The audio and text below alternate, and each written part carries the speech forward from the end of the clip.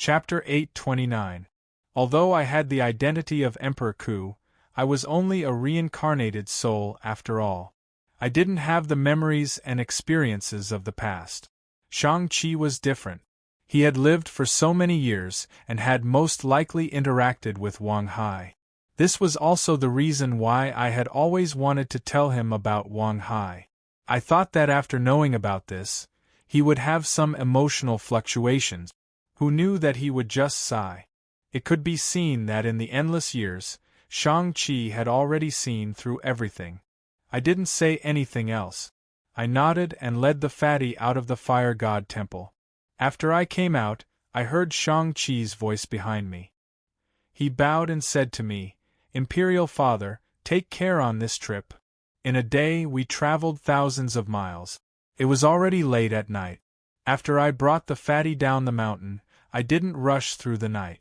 Instead, I found a hotel to stay in and prepared to leave for Kunlun Mountain the next day.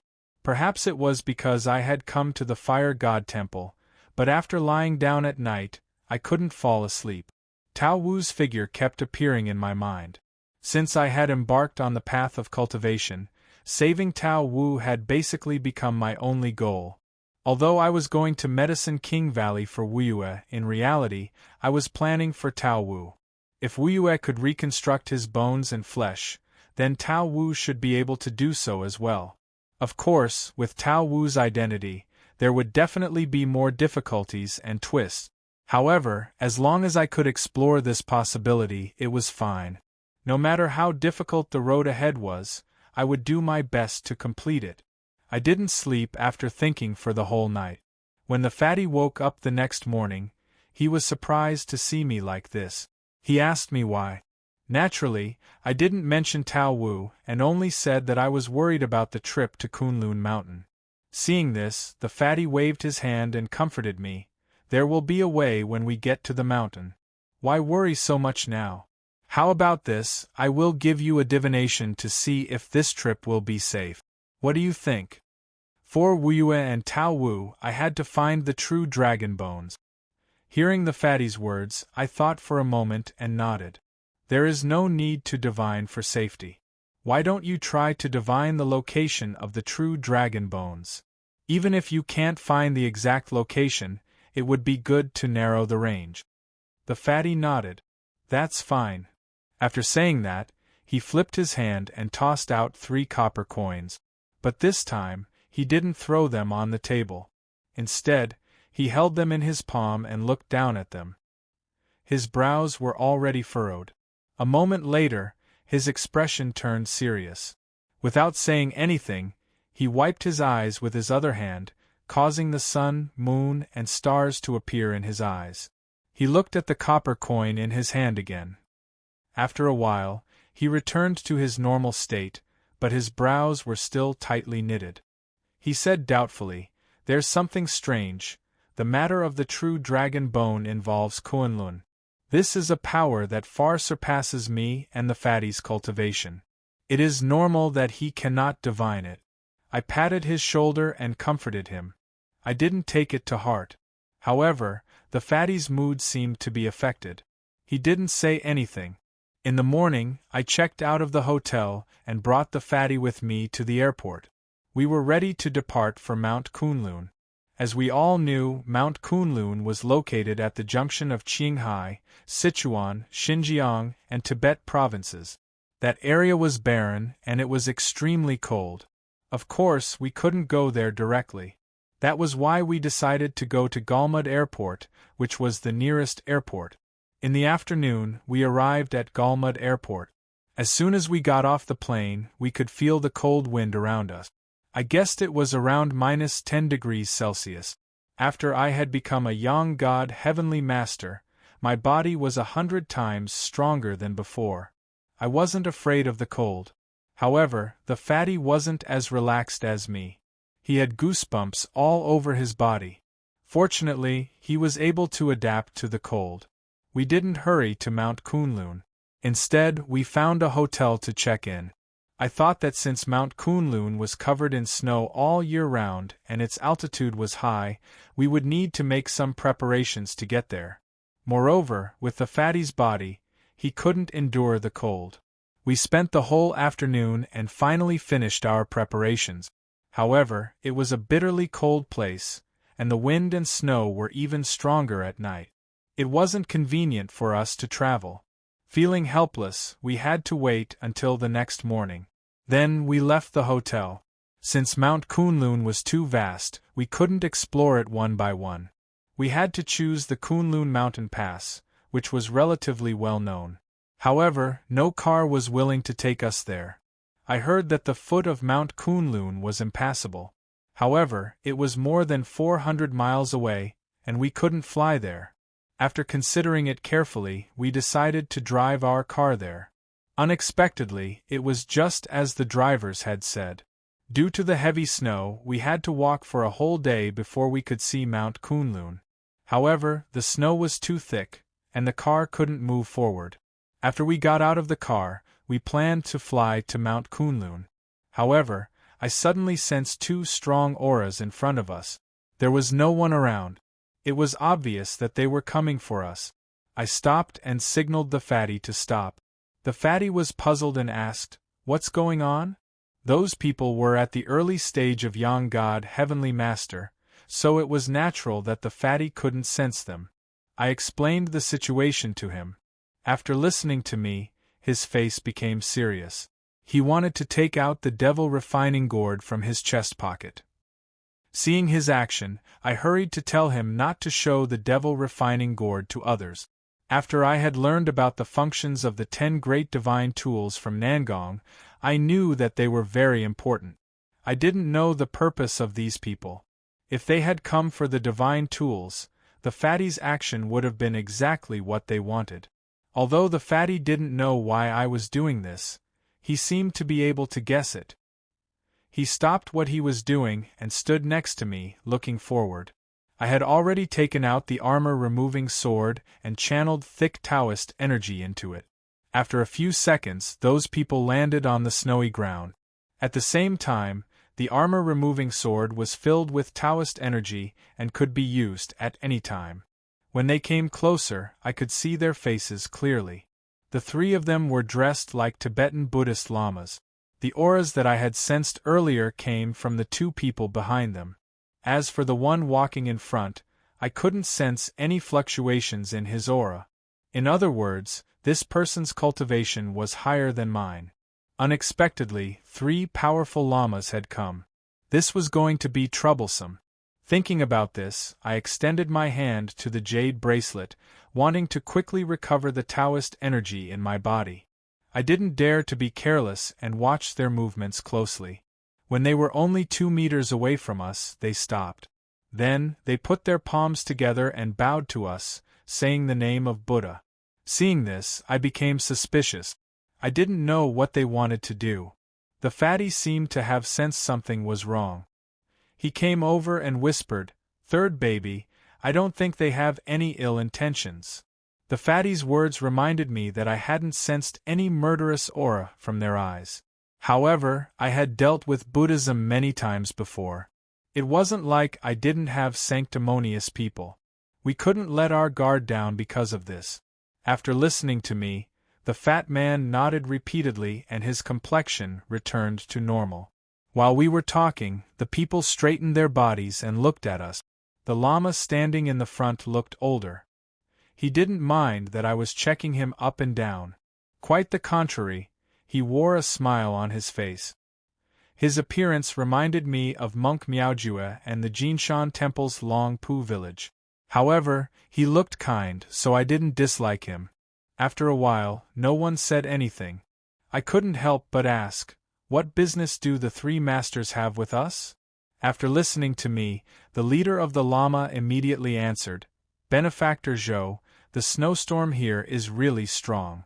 I'm afraid it will hurt your body. Why don't you come to my humble temple for a chat?" The Lama spoke respectfully and didn't sound arrogant. Moreover, the way he addressed me didn't sound like the way Tibetan Buddhists usually addressed me. It sounded more like a Han Buddhist. However, from his words, I could tell that these people knew me and knew that I would pass by this place today. That's why they came to invite me. However, since these people didn't reveal their identities, I couldn't trust them. The Lama seemed to read my mind. He explained, "This poor monk was careless. We are monks of Tair Temple. When we learned that benefactor Zhou would come to Mount Kunlun, our master sent the three of us to invite you." His words made me even more confused. Tair Temple was several hundred miles away from here, and these people had flown here. They didn't seem to have wasted any time. However, I didn't have any dealings with Tibetan Buddhists, so there was no need to mention it.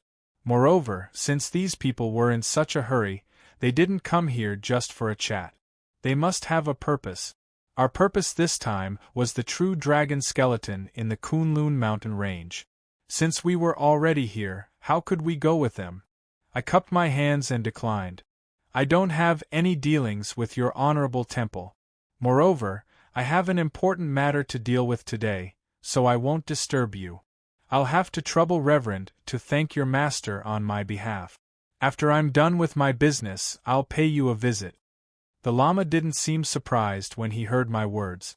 Instead, he moved closer to me and said, "Master knew that benefactor Zhou would refuse. Before we left, he specifically told me to bring his words to him. Master said that if benefactor goes there now, you won't gain anything. If you come to Tair Temple for a chat, our humble temple is willing to lend you a hand." I was shocked when I heard this. Not only did this Lama's master know my name, but he also knew why I was here. Perhaps he had already predicted this. I didn't know how to deal with this situation. However, from his confident tone, I guessed that he wasn't lying. I was hoping to get lucky and didn't have much confidence in this matter. However, from what he said, it seemed that Tair Temple had a way to help me find the true dragon skeleton. If that was the case, I would have to think about it carefully. While I was pondering, the fat man seemed to have thought of something. He moved closer and whispered to me, "Third child, they don't look like they're lying. Anyway, we're not in a hurry. Why don't we go to Tair Temple? What if they really have a way?" The fat man had never had any ideas, but now he suddenly made a suggestion. I pondered for a moment. It was most likely that he had seen something in his previous divination. That was why he said this now. With this thought, I finally nodded and said to the Lama, "Fine. Since your honorable temple has invited me, there's no reason for me to refuse. Moreover, it's my first time here, so I should pay a visit to your esteemed monk. However, you must have expended a lot of energy to come here. Why don't we drive to your temple? I can also ask the Reverend for some Buddhist teachings on the way." It was a journey of several hundred li, so it would be hard for the fat man to travel. Moreover, if we talked on the way, we might be able to get some information from these lamas. If we knew the purpose of Tair Temple, I would be able to plan ahead. Chapter 830. When I invited them to the carriage, I had the intention of spying on them. But after I got on the carriage, I didn't know where to start. At this moment, the head Lama smiled and took the initiative to introduce the Tair Temple to us.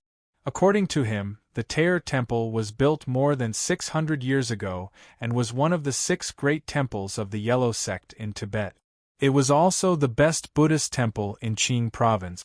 The head of the temple was his master, the second-level living Buddha, Ayahotagtu. I know of this living Buddha. It's a title given to the reincarnated cultivators of Tibetan Buddhism. It was said that every time a living Buddha passed away, the temple would search for a child born on the corresponding day.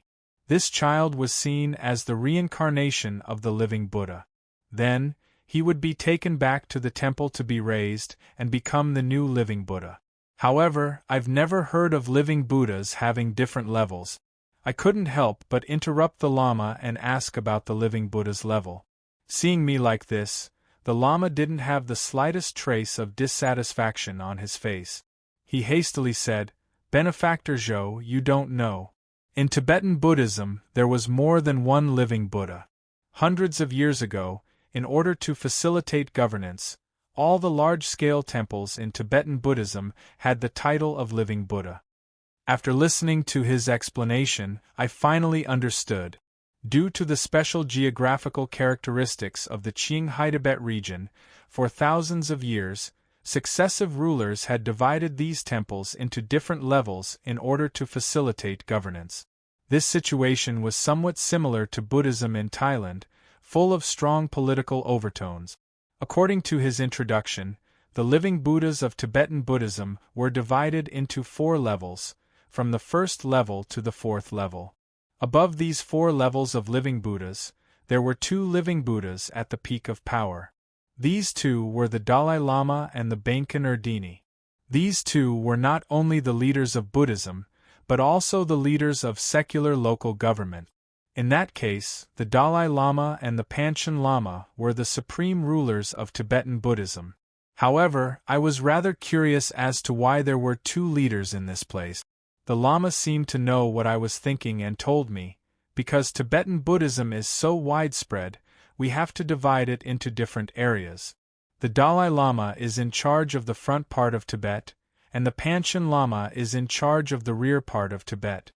He didn't expect Tibetan Buddhism to be so complicated, even more so than Thai Buddhism.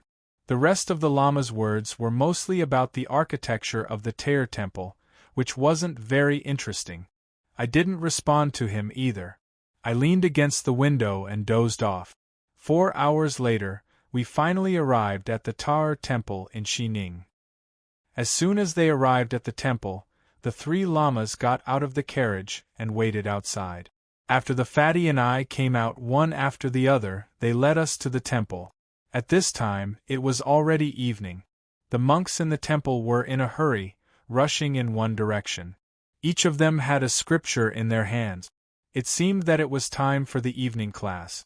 The Lama in front of us didn't take us to follow the monks. Instead, he took us around the hall and headed to the backyard.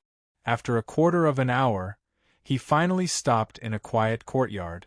The layout and decoration of this courtyard were different from the previous buildings. It was more in the Han style. The Lama gently pushed open the door and said, "It's already late. Moreover, the 2 of you have traveled a long way, so you must be very tired. This is the place that Master has specially chosen for the 2 of you to stay. Please have an early rest. This poor monk will come again tomorrow morning to disturb you." As they had hurriedly brought us to this place, I thought that the temple master had something urgent to discuss with me. I didn't expect that they would leave us here. I didn't know what they were planning to do. However, since we were already in the temple, I couldn't say anything else. I cupped my hands to express my gratitude. The Lama returned my greeting, then left the courtyard with the other 2. The fatty was lying on the bed, complaining that he was bored. He said that he wanted to go out for a walk, but I stopped him. Why? He was puzzled. Apparently, this fellow didn't know much about Buddhism. Generally speaking, Buddhists had a rule that monks couldn't enter or leave after the evening class. Although the Tair Temple was a yellow sect temple, I noticed that they had closed the gate when we entered. It was the same rule as the Buddhist sects in the mainland. After the gate was closed, it wouldn't open again until the sun rose. If we went in and out as we pleased, we would be breaking their rule. As we had just arrived, we didn't know their purpose yet. We had to be careful. The fatty wasn't an ignorant man. After listening to me, he nodded and didn't say anything. He returned to his room and lay on the bed. We didn't talk all night. The next morning, when the bell rang, the Lama from yesterday came again and knocked on the door. He held a red food box in his hand. I could smell the aroma of meat through the wooden frame. I had heard that Tibetan Buddhist monks didn't have taboos like Han Buddhist monks. It seemed that it was true. The Qinghai-Tibet region was high above sea level, and the climate was cold. Vegetarian food was much rarer than meat. To fill our stomachs, we didn't need to be so particular. I reached out my hand to receive the food box and thanked him. The Lama returned my greeting and signaled us to enjoy our breakfast. He would disturb us after the morning class. Then, he left the room. After the morning class, he came to tell us that his master was waiting for us in the grand hall of golden tiles. Then, He took us to the grand hall of golden tiles. The Tear Temple occupied a large area. It took us around 15 minutes to walk from the meditation room to the grand hall of golden tiles. When we arrived, the Lama stood outside the door and clasped his hands to invite us in. However, he retreated to the side of the hall. After entering the hall, we saw that there was another door in the grand hall of golden tiles. While walking forward, I lifted my head to observe the decorations in the hall. Completely different from the Buddhists on the mainland, this large golden tile hall not only did not have a simple but elegant feeling, it was rather luxurious. Although it was daytime, the hall was still brightly lit. Almost all the Buddha statues in the hall were golden, shining under the illumination of the lights. After passing through another door, I saw a white-haired monk sitting a few meters in front of us. From his age and attire, I guessed he was the master that the Lama had mentioned. He was the master of this temple, Audiobook. However, he had his back to us and was looking at a silver-white pagoda in front of us. This pagoda wasn't more than a few meters tall, and it had the typical architectural style of Tibetan Buddhism. On our way here yesterday, the Lama who had guided us here had told me about this pagoda. According to him, this pagoda was called the Great Silver Pagoda, and it was built at the same time as the Tao Temple. It was used to commemorate the second Buddha, Tsongkhapa.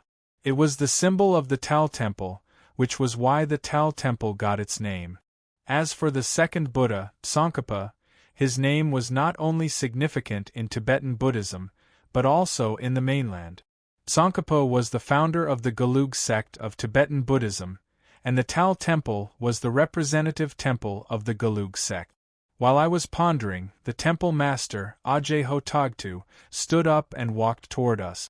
From his face, he seemed to be in his 70s. Perhaps it was because he had been cultivating for years, but his body was strong. When he was 2 meters away from us, he stopped, put his palms together, and uttered the name of Buddha. I had always respected the eminent monks of the Buddhist sect, so I didn't dare to neglect him. I hurried to return the greeting. After exchanging pleasantries, the temple master signaled us to take a seat. Then, he said to me, "Benefactor Zhou, I hope you won't blame me for inviting you here. If I hadn't heard the Lama say that I wouldn't get anything unless I arrived at the Tao Temple, I would have been disgusted by his words." However, Audiobook was a second-level living Buddha and the temple master of the Tao Temple. He was very polite to me, so I didn't hold a grudge against him. I hastily cupped my hands and said, "It's all right."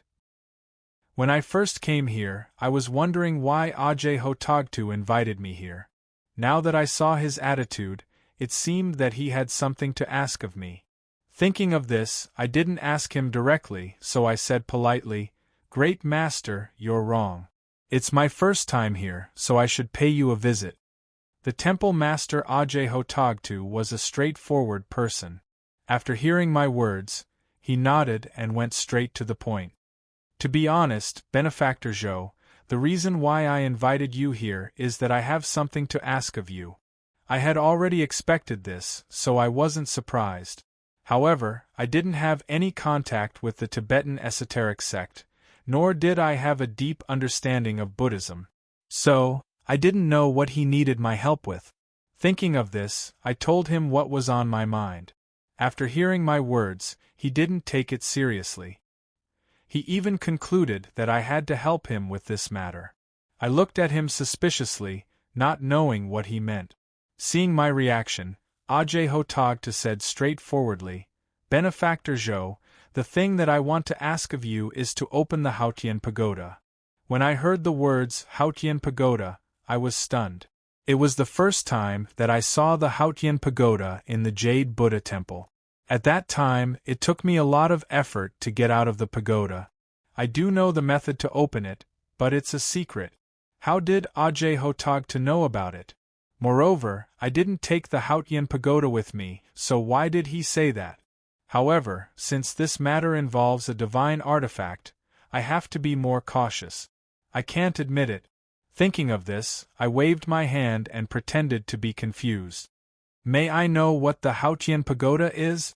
Seeing my reaction, Ajay Hotagta didn't show any surprise. He explained, Benefactor Zhou, you don't need to be so careful. I already know about your trip to Thailand. That day, you missed the Haotian Pagoda, but I was fortunate enough to get it. His words stunned me. How did he know about my trip to Thailand? Could it be that he is also good at divination? Even so, why would he do that for no reason? However, I realized that since he came to invite me, I had to make some preparations and investigate it. In that case, it was unnecessary for me to play dumb. I just didn't expect that he would get the Haotian Pagoda that flew away. At that time, I thought that the Haotian Pagoda was surprised and left to protect itself. Hearing his words, it seemed that it was within my expectations.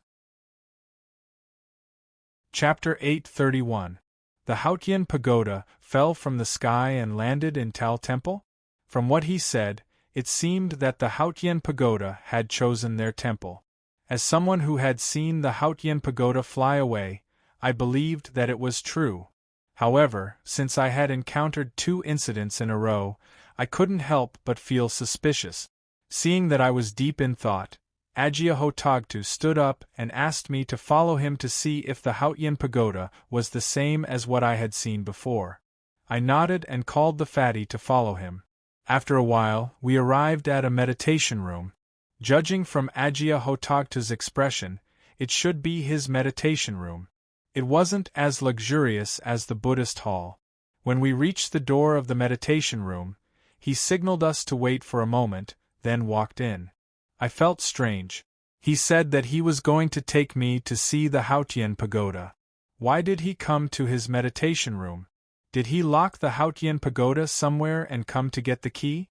While I was pondering, Ajay Hotagta walked out of the meditation room with a wooden box carved with auspicious clouds in his hand. Before I could ask him, he opened the wooden box and pointed at it. Benefactor Zhou, please take a look. The Haotian Pagoda is in here. I was dumbfounded. I had entered the Haotian Pagoda before. Although the Haotian Pagoda wasn't as tall as the clouds, it was at least a normal pagoda. What's this box? How could the Haotian Pagoda be in the box? Almost instantly, I concluded that the old monk was making fun of me. However, since he was standing right in front of me, I couldn't help but follow his finger to the wooden box. There was indeed a pagoda in the wooden box. To be precise, it was a pocket-sized pagoda that was tens of centimeters tall. Although there was a huge difference in size, it didn't look any different from the Haotian Pagoda that I had seen before. Now I was surprised. After all, the Haotian Pagoda was a mysterious divine tool. It wasn't impossible for it to change its size. With that in mind, I released my spiritual sense and tried to see what was going on inside the pocket-sized pagoda. Unexpectedly, just as my spiritual sense came into contact with the body of the tower, there was a powerful force that directly repelled and pushed my spiritual sense out. This situation is practically the same as when I first saw the vast heaven pagoda. This backlash is indeed the power unique to the vast heaven pagoda. After several attempts, I was finally sure that this was indeed the Haotian Pagoda, and it seemed that Ajay Hotagta did not lie to me. Seeing my expression, Ajay Hotagta seemed to know what I was thinking. He closed the box and gestured for me to sit down. After I sat down, he didn't beat around the bush and directly said, "I wonder if Benefactor could lend a helping hand?" I didn't reply to him immediately. Instead, I told him that when I entered the clear sky pagoda, there was nothing inside. I didn't know why he wanted to open the clear sky pagoda so badly. Ajay Hotagta did not conceal anything from me, and immediately told me the reason. From him, he found out that when he was looking through the ancient books, he had once unintentionally seen a record of the miraculous use of the clear sky pagoda.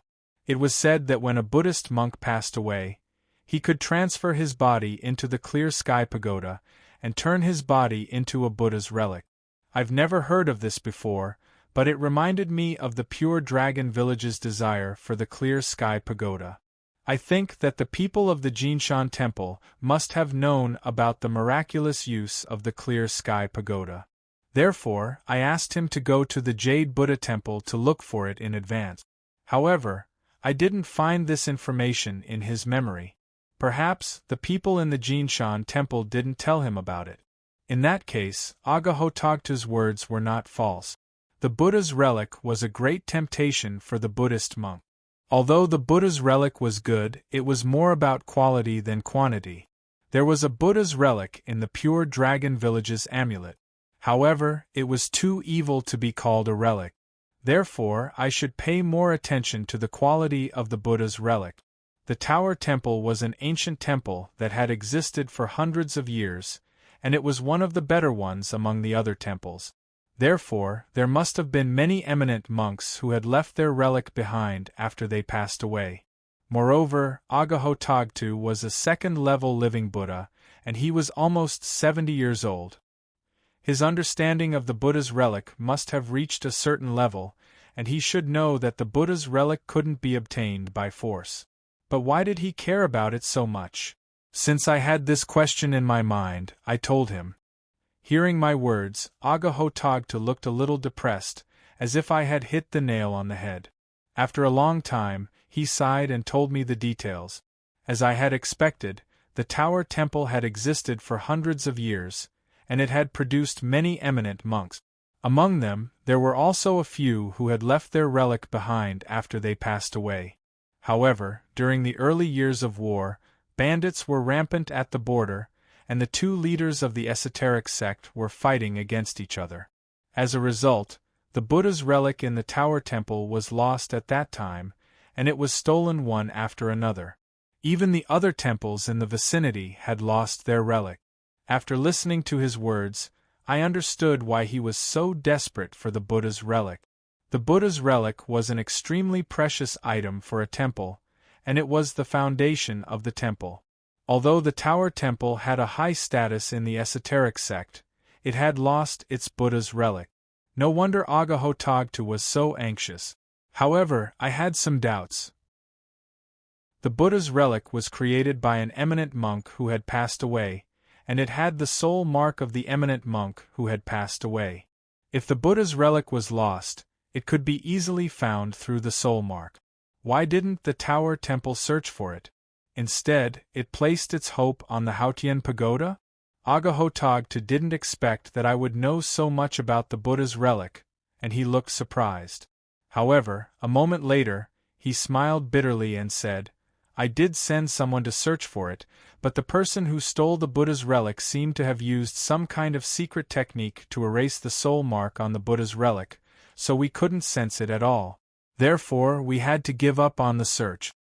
Since the person could erase the soul mark on the Buddha's relic, he must have an extraordinary cultivation.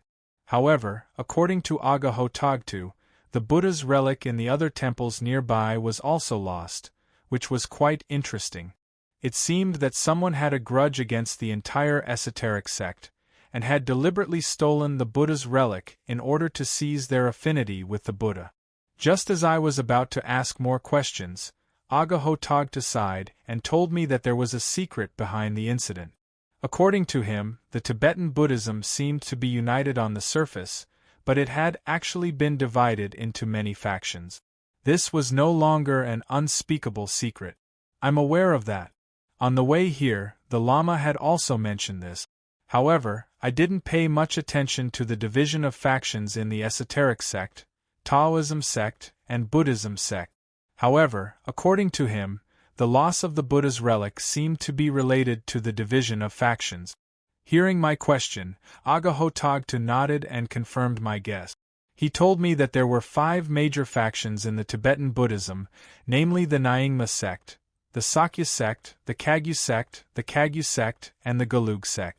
The Tair Temple was one of the most representative temples in the Gelug sect. Although the major factions seemed to be harmonious on the surface, they were actually fighting fiercely. However, in order to prevent the esoteric and Taoist sects from getting involved, they didn't make too much trouble. The two leaders, Darace and the Panchen Lama, didn't intervene. Perhaps they thought that fighting could stimulate the monks' passion for cultivation. However, 20 years ago, when Darius and the Panchen Lama had just been replaced, the conflict between the factions became extremely fierce, and the relationship between the factions also became tense. The reason was related to the pardon order issued by the Panchen Lama and Darius. The pardon order mentioned that over the years, many temples didn't abide by the rules of Buddhism. They did some things that were insulting to Buddhism, and some even colluded with external forces to suppress other temples. In order to prevent similar incidents from happening again, the Panchen Lama and Darius worked together to reform the system. They changed the rating of the temples from the level of the temple master to the number of relics in the temples.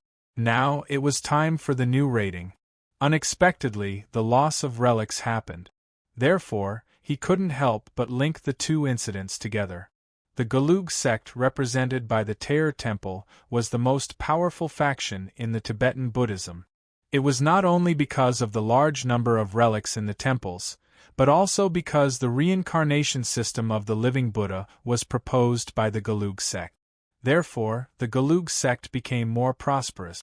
Even so, it was hard to guarantee that the Tair Temple wouldn't be affected by the reform. Even if it wasn't expelled from the Gelug sect, it would probably be demoted to the 3rd or 4th level. Once the Tair Temple's rating was demoted, the status of the Gelug sect would also be affected. At this point, Agahotagtu didn't say anything else. He looked a little depressed. It was really hard for Agahotagtu to work so hard at such an old age. Since this matter was very important to the Tair Temple, and the Hautian Pagoda happened to fall into the Tair Temple, it could be considered a kind of opportunity. It's not impossible for me to help you. However, I've heard from the Lama that the Tair Temple has a way to help me find the bones of a true dragon, but I don't know if it's true.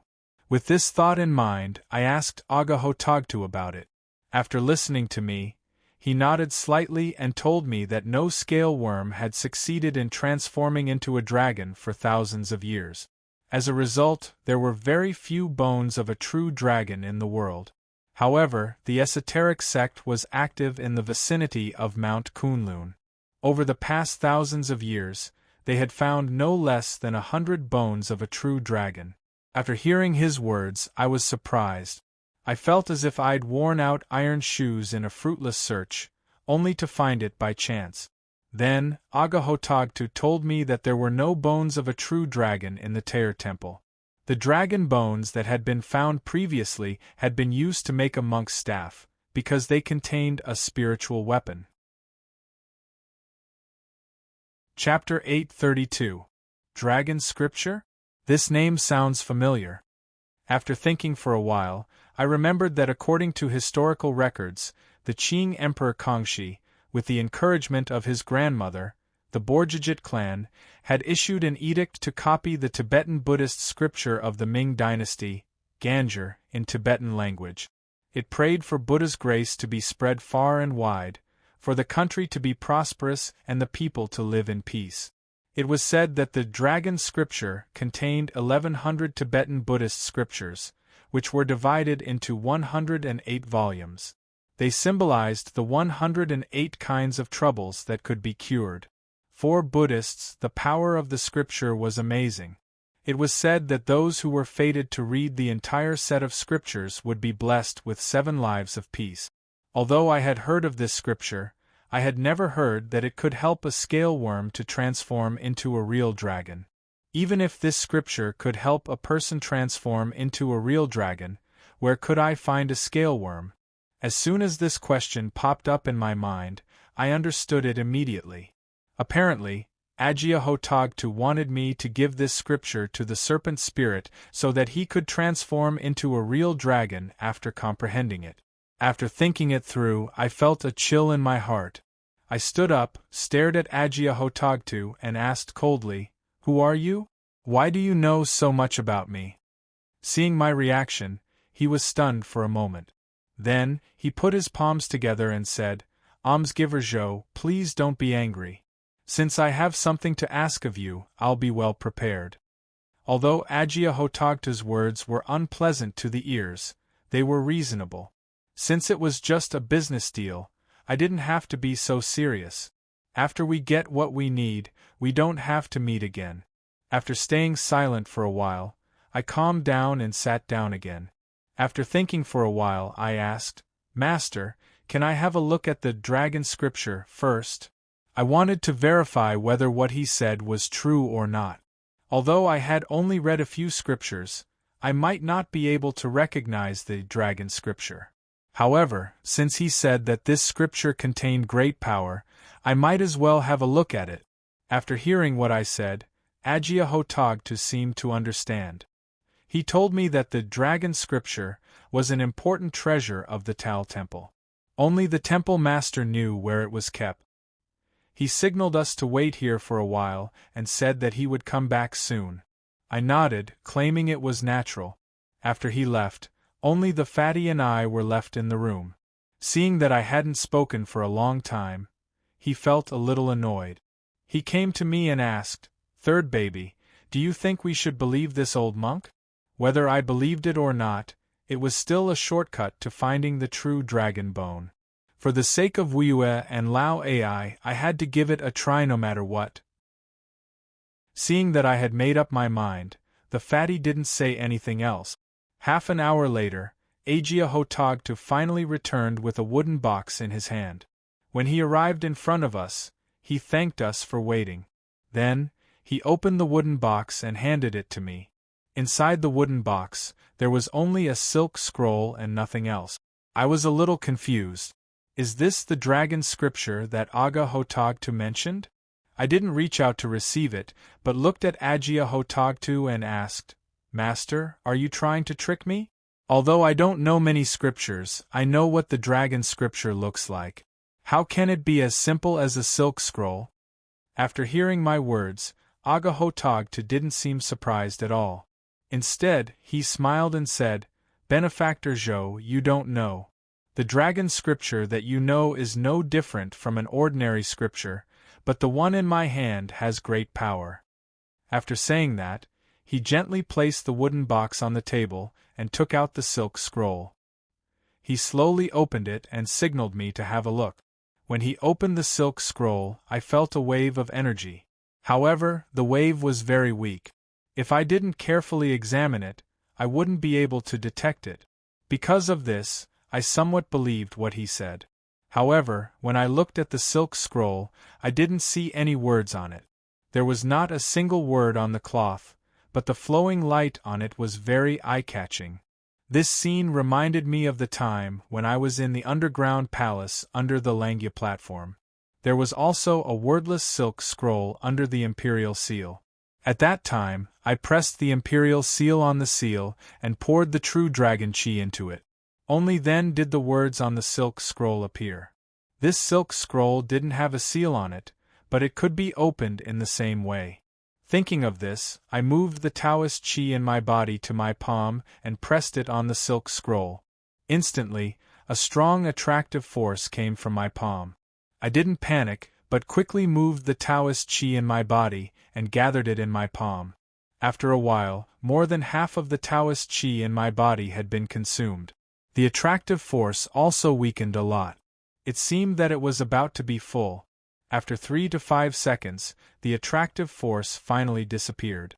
In the blink of an eye, the silk scroll shone brightly and brightly, illuminating the whole meditation room. The golden light was so dazzling that I didn't dare to look at it directly. After I relaxed a little, I turned my head to look at it. There were some small golden words floating on the silk scroll. They were written in Sanskrit, which I didn't know. While I was looking at it, the golden light suddenly disappeared, and the silk scroll returned to its original appearance. I didn't expect that all this had happened in just a few seconds, and I hadn't read the scripture in detail. Even so, I was sure that Agiahotagta didn't lie to me. This scripture was indeed a precious treasure. At this moment, Agiahotagta said, "If Benefactor Zhou is willing to help me, I'll give this dragon scripture to you." After saying that, he put the silk scroll back into the wooden box and handed it to me. Of course, I was happy. However, Ayahotagtu had mentioned that this dragon scripture was a precious treasure of the Tao Temple. If I took it, I would be taking advantage of him. Thinking of this, I opened my mouth and said, "This dragon scripture is truly too precious. I really don't deserve it." That Ayahotagtu seemed to understand what I was implying and tried to persuade me. "Benefactor Zhou, you might not know this, but if you comprehend the entirety of the dragon scripture, its power will disappear, and the scripture will become nothing more than a piece of cloth. In that case, it didn't make much difference whether I gave this scripture or not." With this thought in mind, I stretched out my hand to receive the silk book and expressed my thanks. Seeing me like this, Ayahotagtu didn't hesitate. He immediately asked me when I could help him open the clear heaven pagoda. Seeing him so anxious, I was curious. Previously, I heard him mention that when an eminent Buddhist monk passed away, he had to send it into the clear heaven pagoda to turn it into a Buddha's sarira. Could it be that a monk in the Tower Temple was about to reach the end of his lifespan? With this in mind, I asked Ayahotagtu about the situation. Unexpectedly, after hearing my words, he sighed and replied, "To tell you the truth, I've been hearing Lord Buddha's voice in the past few days. I think he won't be able to stay in the secular world for long. I'm lucky to have Benefactor Zhou's help, and I'll be able to fulfill my wish." After saying that, he stopped talking and stared at me with his bright eyes. Seeing him like this, I really respected him. It seemed that everyone had to die since ancient times. Since he was trying to persuade me, I didn't say anything else, so I signaled that we could start at any time. But before that, I still needed to make some preparations. Ayahotagtu stood up, put his palms together, and bowed to me. "I'll have to trouble Benefactor Zhou for everything." I didn't say anything more and told him what he needed to do first. After that, Ayahotagtu excused himself and left, saying that it was urgent and that he needed to make preparations immediately. After he left, we didn't stay in the meditation room for long, so we went back to the courtyard where we were staying. After returning to the room, I summoned the serpent spirit. As soon as he appeared, he had a listless look on his face. He kept complaining that I had disturbed his sweet dream. I didn't waste time talking to him, so I directly told him that there was a good method that could help him transform into a real dragon. As soon as I said that, the serpent spirit's body shook. He didn't look sleepy at all, so he quickly asked me what it was.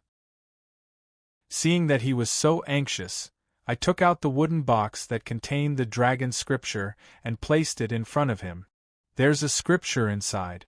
If you can completely comprehend it, you'll be able to transform into a real dragon." Unexpectedly, as soon as the serpent spirit heard that there was a scripture in the box, he repeatedly shook his head and retreated. He thought that the bald donkey's scripture was too hard to understand. Just by looking at it, he would rather die than comprehend it, let alone comprehend it. I had already expected that he would behave like that.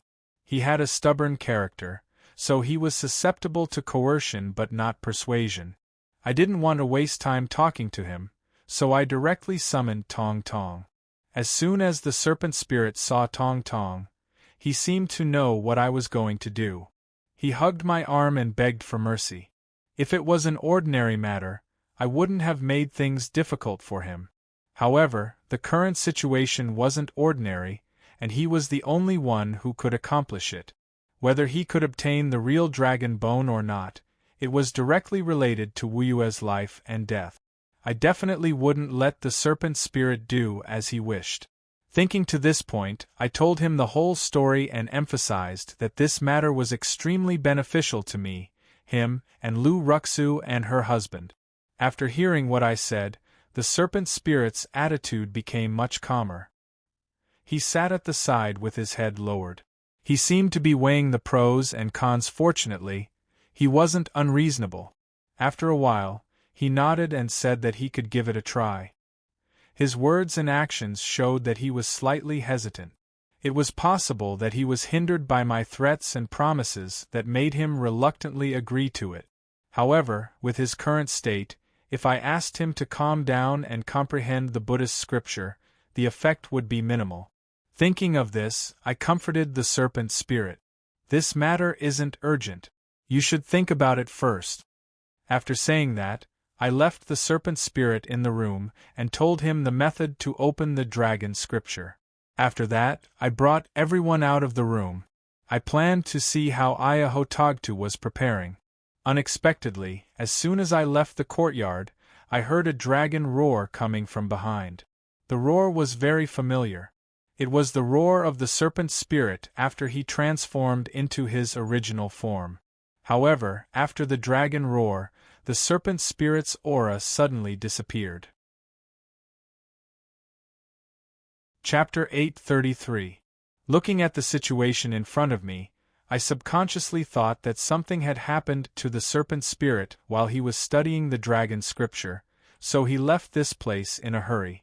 Could it be that he had already learned something from the dragon scripture and left this place to go to Kunlun Mountain? Ajia Hotagtu said that he could successfully transform into a dragon after studying the dragon scripture, but it was too fast. I thought for a while and rejected this possibility. It wasn't because I knew the dragon scripture well, but because I wasn't far from here. If the serpent spirit had left, I could have sensed it. After all, the serpent spirit only had the cultivation base of the seal. Even if he had successfully transformed into a real dragon was just a young spirit. It was impossible that I couldn't sense him. However, the serpent spirit didn't leave. Where did he go? As I thought about it, I quickly walked forward and picked up the dragon scripture cloth from the ground. When I looked down, I discovered that the suction force from before had completely disappeared. I tried to send my Dao Qi into the cloth, but the cloth even resisted me. Something was wrong. I frowned and tried to continue studying it. Tong Tong, who hadn't returned to the jade bracelet, hugged my arm and whispered, "Brother, did the small serpent get into the cloth?" Her words sounded whimsical, but they reminded me of something. Now that the cloth had suddenly changed and the serpent spirit had disappeared, it was possible that the serpent spirit had gotten into the cloth as Tong Tong had said. However, if I wanted to confirm this, I had to ask Ajia Hotagtu. Thinking about this, I put the cloth back into the wooden box and signaled Tong Tong to return to the jade bracelet. After all, this was an important place of Buddhism, and I was afraid that some exorcism methods might hurt her. After Tong Tong left, I took the fatty out of the room and prepared to go to Ajia Hotagtu's meditation room. However, as soon as we walked out of the courtyard, we saw many monks standing outside the door and looking into the room. Judging from their looks, they had probably heard the dragon roar. I didn't pay attention to him and was about to leave with the fatty. At this moment, the Lama who had welcomed us earlier came from afar. When he saw me, he hurried to greet me. "Did something happen to the dragon scripture?" After I nodded to confirm, the Lama smiled and told me, after the dragon roar, Master guessed that Benefactor Zhou had some doubts. He specially asked me to come here to inform Benefactor Zhou to wait for the good news. His words confirmed my speculation. Since Aya and Hotagtu said so, the spirit serpent's behavior should be normal. I calmed down and asked the Lama, "Is his master ready?" He nodded. "Naturally, everything has been prepared. If almsgiver Zhou has nothing else to do, please follow this poor monk to see if there are any shortcomings on Master's side." Since there was no problem with the spirit snake, I didn't have any reason to reject him. I nodded and followed him. Soon, we arrived at a spacious place. From afar, I could see Aya Hotagtu's busy figure. However, it seemed that he was the only one here. After all, he was old, so it was difficult for him to move. The Lama next to me seemed to have noticed my gaze. He explained, "Master told us not to let too many people know about this. Therefore, this place was set up by both Master and me." Aya Hotagtu was very cautious. I didn't say anything and just walked towards him. Seeing us approaching, Aya Hotagtu stopped what he was doing. He put his palms together and uttered the name of Buddha. I didn't stand on ceremony with him. I asked him directly if he was ready. Ayahotagtu nodded. I've set up a Buddhist formation here. I think it should be able to block the aura of the Hautian pagoda. The Buddhist formation that he mentioned should be a Buddhist formation. I had never heard of it before, so I didn't know its power. After thinking for a while, I asked the fatty to set up another formation to block the aura of the Hautian pagoda. It wasn't that I didn't trust Ayahotagtu, but the wild aura of the Hautian pagoda was not to be underestimated. If the aura of the Hautian pagoda was leaked, it might attract the attention of other temples. When the time comes, there will be people who will fight over it. Snatching the clear sky pagoda is a small matter, but the tower temple will also be met with an unprovoked disaster. Furthermore, the matter of me obtaining the dragon bone will definitely be delayed, so it's better to be careful. Ayahotagtu understood that it was better to be prepared. He stood aside silently and waited for the fatty to set up the formation together with me. Soon, the formation was set up, and a light yellow barrier rose around us. I had seen this formation many times, so I didn't find it strange. However, it was the first time for Ayahotagtu to see it. After staring at it for a while, he looked at the fatty thoughtfully and asked him about his master's background. The fatty's master was very famous, so I didn't hide it from him. I told him the name of the divination sect and immortal Guan. It seemed that Ayahotagtu had heard of them before. After hearing my words, he was quite surprised. He walked over to the fatty and talked to him. He kept praising the fatty for being from a famous sect and being taught by a great master. Usually, when the fatty heard such praises, he would be very proud. However, since the trip to the Medicine King Valley, the fatty had been in a bad mood. Therefore, he didn't show much of an expression after hearing what the fatty said. After saying a few polite words, he stopped talking. After they finished talking, Ayahotagtu walked back. He took out the Hautian pagoda and put it on the ground in front of me. Then, he stepped aside. I didn't forget the method to activate the Hautian pagoda. However, when I activated the Hautian pagoda, it was a huge object that was dozens of meters high. Now it had become so small. I wondered if the Hautian pagoda would still work. While thinking about this, I started to walk around the Hautian pagoda. Soon, I completed the whole set of Hautian pagoda. It turned out that my worries were not groundless. After I completed the whole set of Hautian pagoda, the small Hautian pagoda didn't move at all. Ayahotagtu realized that something was wrong. He walked forward and asked me what was going on. After thinking for a while, I didn't answer him directly. Instead, I tried to walk the Hautian pagoda again. This time, I didn't finish all the steps in one breath. Instead, I carefully checked the situation on the Hautian pagoda while I was walking. After I finished walking, I felt that the Hautian pagoda was still useful for activating the Hautian pagoda. However, I didn't know why, but there was a power on the Hautian pagoda that blocked the Hautian pagoda's power from entering it. After I had figured it out, I told Ayahotagtu all about it, together with my conjecture. Activating the Hautian pagoda was my deal with him. Now that the dragon scripture had been used by the snake spirit, I couldn't activate the Hautian pagoda. That was why I told him about it after I found out what was wrong with the Hautian pagoda. After listening to me, Ayahotagtu became silent.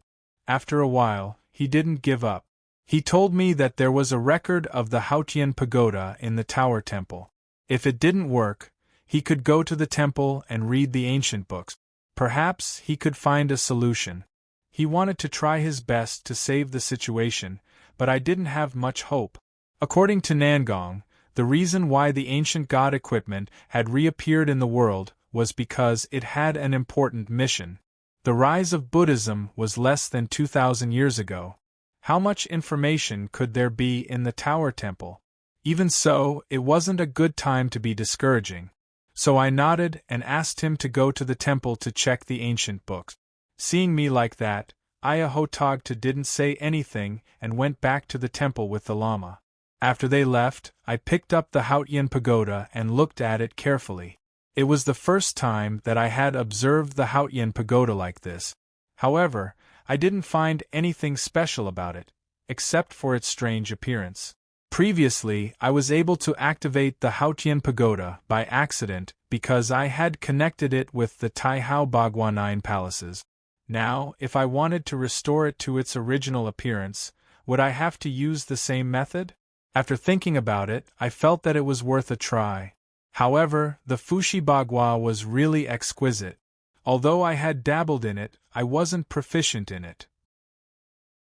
If I hadn't been lucky, it would have taken me a long time. Thinking about this, I suddenly realized that the fatty was a person who believed in experience. The Bagua 9 Palaces was an entry-level law, and it was a classic that he had to study for his entire life. If I handed this matter to him, he might be able to find something. With this thought in mind, I quickly handed the Hautian pagoda to the fatty and asked him to check if he could restore it to its original appearance using what he had learned. After hearing my words, he understood what I meant by what he had learned.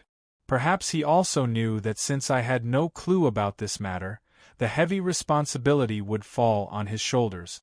So, he didn't shirk his responsibility and asked me to look at it carefully before coming to a conclusion. Seeing that the fatty was so serious, I didn't disturb him. Instead, I squatted on the ground and carefully observed his movements. 2 hours later, Agia Hotagtu and his disciple returned in a hurry. However, both of them looked dejected.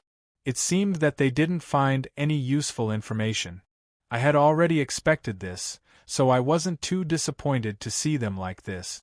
When they came closer, they found that the fatty was holding the Hautian pagoda and was examining it carefully. Agia Hotagtu slowly walked in front of me and said in a low voice, "I've neglected this matter. I didn't study it clearly in advance. I've put Benefactor Zhou in a difficult position." His voice was low, and it sounded like he had given up. After saying that, he sighed and said helplessly, "The Hautian pagoda can't be opened. I really don't know if I can condense a Buddhist relic. It seems that the fate of our tower temple hasn't arrived yet. I won't force it anymore." Originally, I wanted to comfort him. However, after hearing his words, I suddenly thought that the Hautian pagoda was an ancient divine artifact. It definitely didn't have much connection with Buddhism. But why could it condense a Buddhist relic? Also, the power of my footwork was stopped by a force. Combined with what I had thought before, could this force also be related to Buddhism? Thinking of this, an idea flashed in my mind. I quickly asked the fatty to stop, and told Agia Hotagtu to try to use Buddhism to resonate with the Hautian pagoda. After hearing my words, he was startled.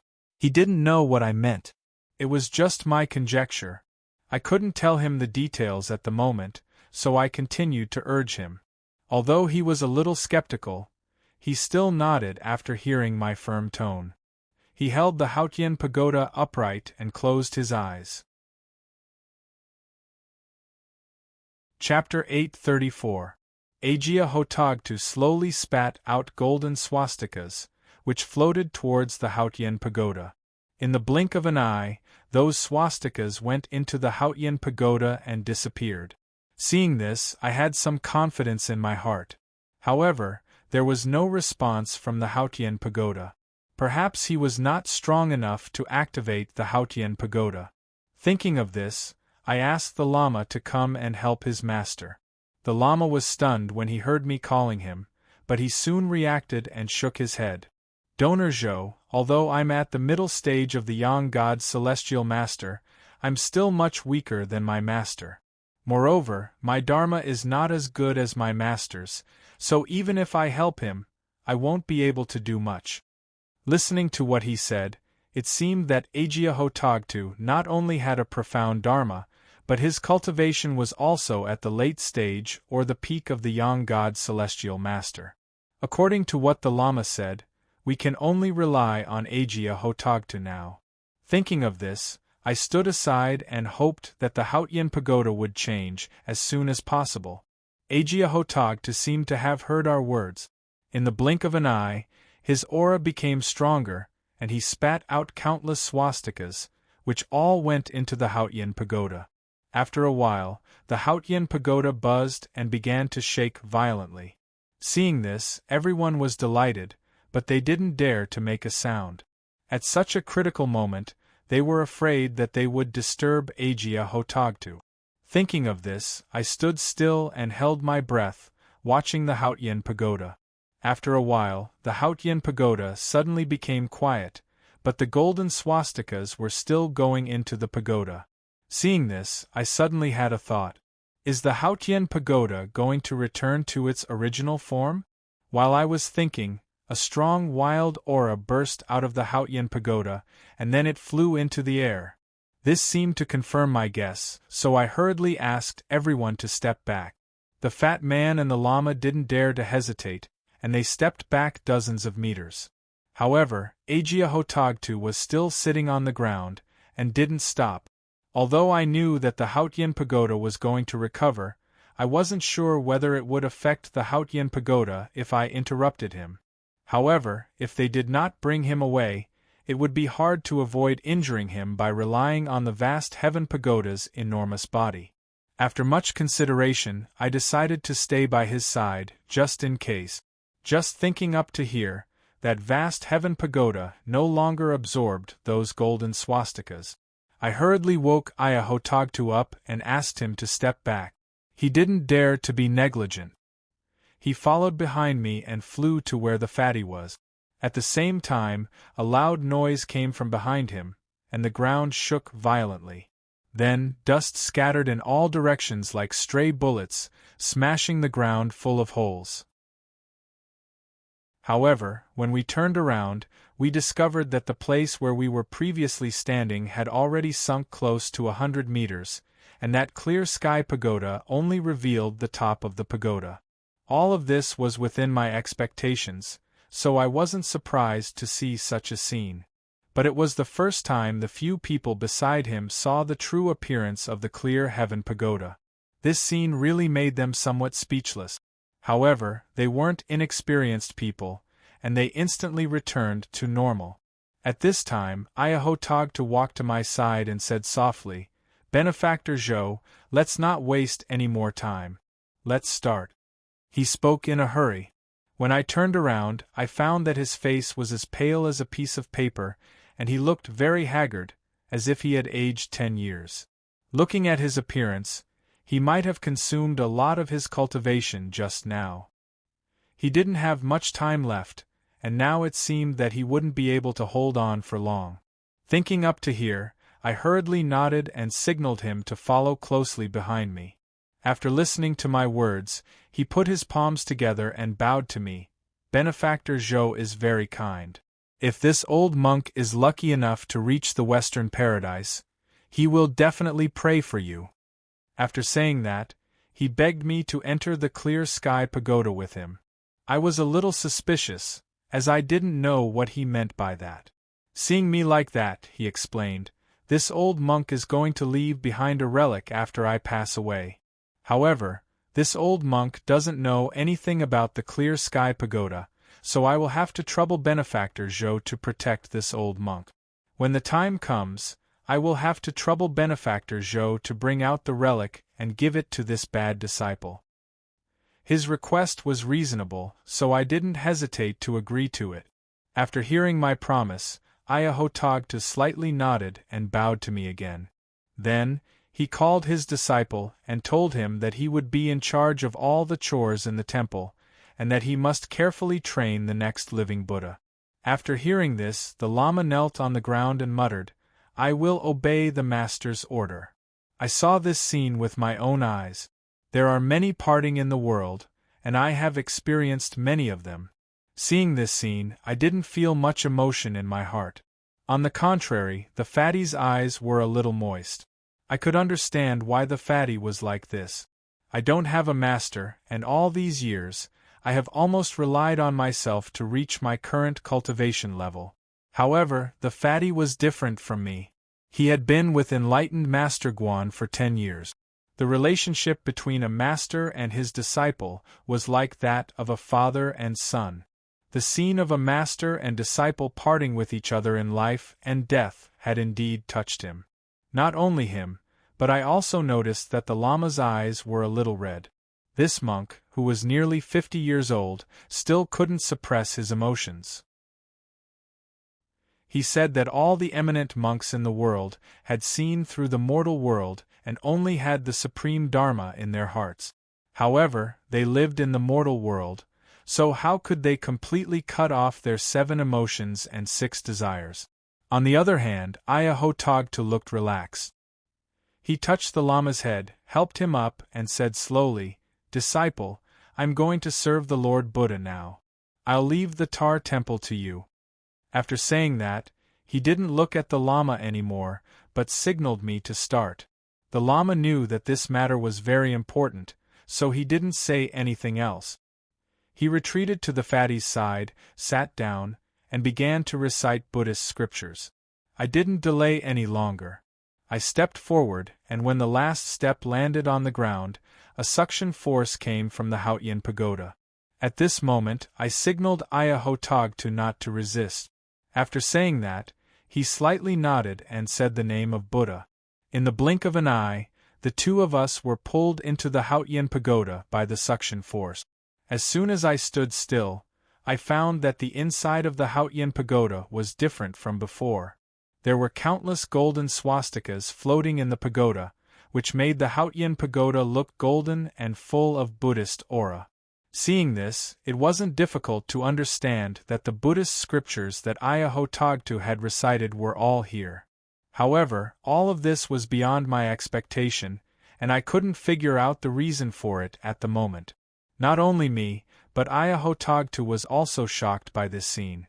After a long time, he murmured, "It seems that all of this is my good fortune. I'm a little scared." After saying that, he didn't have time to look around, so he directly sat down and closed his eyes. From his behavior, I guessed that he was waiting for the end of his life. Therefore, I didn't disturb him, but wandered around in the pagoda. Previously, when I was in the Jade Buddha temple, I was eager to study the method of the astral step, so I didn't have time to study the internal structure of the Hautian pagoda. Now that I have nothing to do, I can take this opportunity to learn more about it. When the fire attribute Tai Sui was here, I didn't notice that there was a big space inside the Hautian pagoda. Unexpectedly, it took me an hour to wander around the pagoda. Except for the golden swastikas that filled the sky, there was nothing special about the Hautian pagoda. After wandering around the pagoda, I felt a little bored, so I returned to Ayahotagtu and sat down to meditate. I didn't know how long I had been sitting there, but there was no movement in the surroundings. When I was about to stand up, I heard Ayahotagtu calling me in a low voice, "Donor Jo, thank you." After saying that, the fluctuation of his aura suddenly disappeared. I was startled, so I opened my eyes to take a look. His head was lowered, but his hands were still clasped together. Seeing this, I knew that Ayahotagtu had gone to the west. Therefore, I stood up, bowed, and said, "Good luck." As soon as I finished speaking, a gust of wind suddenly blew around me. The golden swastikas in the pagoda gathered above Ayahotagtu's head along with the gust of wind. In just a few seconds, the golden swastikas crumbled into a ball that emitted golden light. After the last golden swastikas were fused, the gust of wind in the pagoda stopped. This was the first time that I had seen such a scene. I had heard about the relics left behind by the Buddhist monks when they passed away. Now that I saw this scene, I was quite curious. However, I knew that this was very important to Ayahotagtu and the Tal temple, so I didn't dare to disturb him, so I quickly stepped back. When I stood still again, the ball that contained the golden energy fell and hit Ayahotagtu's body. However, the golden ball didn't seem to hurt his body, but wrapped it up. After a while, the light on the ball weakened a little, but it was not obvious. After seeing this, I thought to myself, this can't be done in one go. It should take a long time. With that thought in mind, I didn't panic. After all, this matter was not under my control, so I just had to wait. After waiting for a few hours, when the last golden light disappeared, the aura of the energy became very weak. After that, I found that the dead body had disappeared, and it was replaced by an oval object that was emitting a light yellow light. This object was the relic that Ayahotagtu had been longing for. I had seen it when I was fighting with the dragon village, so it was easy for me to recognize it. Chapter 835. When I came out of the clear sky pagoda, it was sunrise outside. Ayahotagtu's disciple was still squatting at the same spot, waiting for me. The fat man beside him was sleeping soundly. It seemed that I had been in the pagoda for several days. When the Lama saw me, he was startled. He quickly stood up with an indescribable excitement on his face. He hurriedly walked to me and bowed to me. Then, he said in a low voice, "Benefactor Zhou, thank you for your hard work." Ayahotagtu didn't hide anything from this Lama. Previously, he had said that he would take care of his affairs. So, when I saw the anticipation in his eyes, I took out the relic of Ayahotagtu after he passed away and gave it to him. After receiving the relic, the Lama's eyes were filled with sadness. He bowed again and thanked me. I waved my hand and ignored him. Then, I went to the fat man's side and woke him up. When the fat man opened his eyes and saw me, he immediately became spirited. He jumped up from the ground and asked me with concern, "How did it go?" His reaction warmed my heart, so I told him what had happened in the pagoda. After I finished talking about what had happened in the pagoda, I prepared to bring the fat man back to the meditation room to check on the spirit snake. At this moment, the Lama behind me stopped me. "Benefactor Zhou, you have given our tower temple a new lease of life. I really don't know how to express my gratitude. There is one more thing. I wonder if Benefactor Zhou can help us again?" When I heard his words, I couldn't help but frown. This time, I had made a deal with Ayahotagtu. Why is this Lama so insensible? Why does he need my help? The Lama saw the impatience in my eyes, so he didn't wait for me to reply. He turned around and pointed at the clear sky pagoda and continued, "This pagoda is an ancient divine instrument. It fell into the tower temple out of nowhere. It can be considered to be fated with the tower temple. However, it's a pity that no one in the tower temple knows how to control it. Leaving the clear sky pagoda in the tower temple is a blasphemy against the divine instrument's name." I immediately understood. Could it be that this guy wants to get the method to control the clear sky pagoda from me? After pondering for a while, I felt relieved. The clear heaven pagoda isn't mine. I know the incantation to activate it, so there's no point in hiding it. I might as well do a favor at little cost and leave the incantation to Tower Temple, so as to form good karma. After making up my mind, I opened my mouth and said to the Lama, "I also don't know the method to control the clear sky pagoda. All I know is the method to open it. Since this pagoda is here, I will teach you the method to activate the astral step." After listening to me, the Lama repeatedly waved his hand and said, "Benefactor Zhou, you misunderstand. How could the Tao Temple dare to covet such a divine item? What this poor monk means is that it is not appropriate to leave this pagoda in the temple. Benefactor Zhou has a way to control it. There is no harm in taking this pagoda away." His words gave me a shock, and I immediately reacted. Just now, I was a bit of a petty person gauging the heart of a gentleman. This Lama was actually so generous, directly gifting the clear sky pagoda. After keeping silent for a while, I finally reacted. This Lama was really smart. The clear sky pagoda was a divine item, and the people of the Tao Temple didn't know how to control it, so it was useless to keep it. On the contrary, it would attract the greed of others and bring a lot of trouble. Now that Ayahotagtu had passed away, the strength of the Tao Temple was severely weakened, and they couldn't keep this pagoda anymore, so it was better to do a favor at little cost and give this pagoda to me. The clear sky pagoda was one of the 10 great divine tools, so naturally I was a bit greedy. However, after thinking about it carefully, I still shook my head and refused. Firstly, I already had the Xianyuan sword. With my current cultivation, I couldn't even display half of the Xianyuan sword's power. Even if I got the clear sky pagoda, it wouldn't be of much use to me. Secondly, although the clear sky pagoda could transform into an exquisite small pagoda, I didn't know how to control it. Now that the clear sky pagoda was several dozen zhang tall, I really couldn't take it away.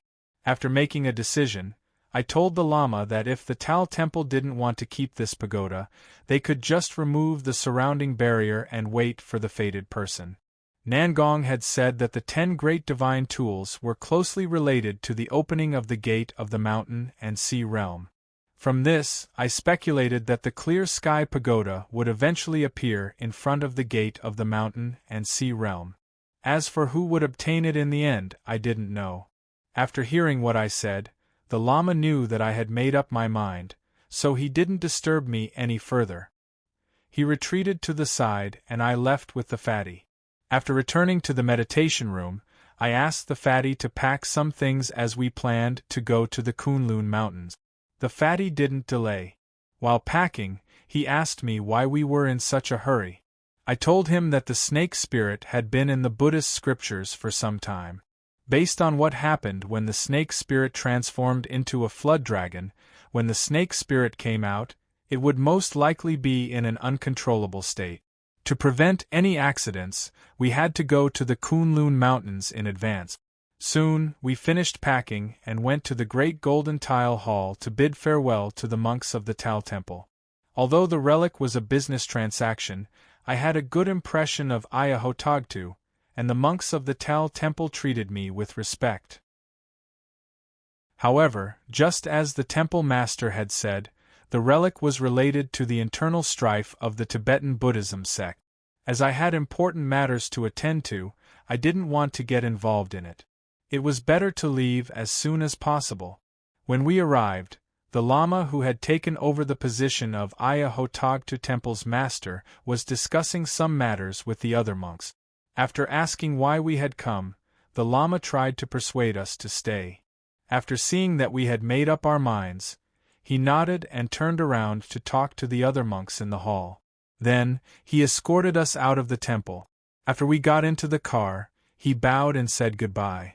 After leaving the Tao Temple, my mind was completely focused on the matter of the snake spirit transforming into a flood dragon. We followed the path we had taken to get to the Kunlun Mountains. This area was very cold. Half of the year, it was always winter. However, the weather was sunny these days. Although the accumulated snow hadn't melted yet, the resistance was much smaller. Soon, we returned to the place where we had met the monks of the Tao Temple. This place was the Kunlun Mountains entrance, and there was no way to go further. After leaving the car, the fatty and I saw that there were few people around, so we soared into the sky and flew toward the Kunlun Mountains. About 1 hour later, we landed on a snowy peak in the Kunlun Mountains. It was also my first time here. Moreover, the surrounding area was covered with snow, so I couldn't see the whole mountain. After surveying the surroundings, the fatty asked, "What should we do next?" His question stumped me. Previously, the contract had only mentioned that the Kunlun Mountains would appear in the Kunlun Mountains, but it hadn't mentioned the exact location. The Kunlun Mountains were so vast that it was impossible to search everywhere. However, since the Kunlun Mountains were so mysterious, they would surely appear in a place that no one had ever set foot on. Since the snake spirit hadn't appeared yet, we could explore this mountain range. Perhaps we could find the location of the Kunlun Mountains. Since that was the case, I told the fatty what I was thinking, and he just had to follow me. After listening to me, the fatty didn't object and followed me. While flying, I observed the situation below. According to my guess, the place where the Kunlun Mountains appeared was different from the ordinary mountain range. However, the Kunlun Mountains were full of spiritual energy. If we wanted to find an unusual place, we had to follow the principles of geomancy. Previously, when we were observing the Kunlun Mountains from the foot of the mountain, We didn't feel anything special except for the accumulated snow. Now that we were flying, we felt that the Kunlun Mountains were endless. They were worthy of the name of China's Mount of 10,000 Ancestors. Seeing this situation, we didn't continue to search in the sky. We waited until the fatty was exhausted before landing to recover. For the next 3 days we searched the mountain range. However, besides finding dozens of places with good geomancy, we didn't find anything else. After a long time, we couldn't help but feel dispirited, and we wanted to give up. Right at this moment, we heard thunder in front of us. The sound was deafening, as if it was happening right next to us. We didn't find anything for the past few days, so the sudden sound naturally piqued my interest. It was obvious that the fatty heard the sound as well. He looked at me, and his thoughts were self-evident. I nodded at him, and the two of us quickly flew towards the source of the sound. After a short while, we arrived at our position. The scene in front of us surprised me.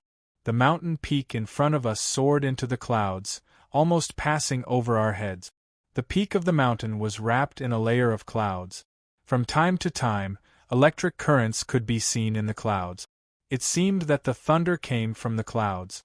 However, the clouds seemed to be a little unusual. Even with my cultivation, I couldn't see through it. Could it be that there was something strange about it? Or, was there some secret hidden behind the clouds? The fatty seemed to have noticed this as well. He moved closer and said, "Third baby, I feel that there might be something in there. Should we go in and take a look?" I had the same thought, so I nodded and motioned for the fatty to come closer to me. Then, I mobilized the Tao Qi in my body and enveloped him. Only then did I bring him into the cloud. I thought that with my cultivation I should be able to break through the cloud. Unexpectedly, as soon as we touched it, a bolt of lightning flashed through the clouds and struck towards us. Before I could react, the lightning had already struck the barrier in front of me. In the blink of an eye, the barrier shattered, and the fatty and I flew backwards. Fortunately, the Tao Qi barrier resisted the attack. Otherwise, we would have been injured. After this attack, I didn't dare to underestimate the clouds in front of me anymore. I didn't know what the clouds were, but the power of the lightning was even more tyrannical than the heavenly thunder talisman of Mount Longhu. However, the more it was like this, the more I felt that there was something mysterious in the cloud. My curiosity was aroused. I circled the cloud and looked around, trying to figure out a way to get in. After a long time, I couldn't think of a way to enter, but I suddenly thought that we didn't need to go through the clouds at all. We just needed to move it away. With this thought, I immediately turned to look at the fatty. He had the demon refining gourd, which could absorb the heaven and earth. It was suitable to deal with the clouds. After I told the fatty, he slapped his thigh with a face full of joy. He quickly took out the demon refining gourd and waved it at the clouds. In a flash, the demon refining gourd produced a strong suction force that headed towards the cloud. The clouds quickly rushed towards the demon refining gourd in the fatty's hand. However, the lightning in the rain seemed to feel challenged, and the power of the lightning kept surging towards the demon refining gourd. However, the lightning couldn't escape the power of the demon refining gourd, and all of them entered the gourd. After a while, my vision became much clearer. After the clouds dispersed, I saw a stone tablet on the mountain peak dozens of meters in front of me. Chapter 836. Just as I was thinking about that, I noticed that the stone tablet in front of me was completely white. There weren't any words or symbols carved on it. Moreover, there weren't any fluctuations of aura on the stone tablet.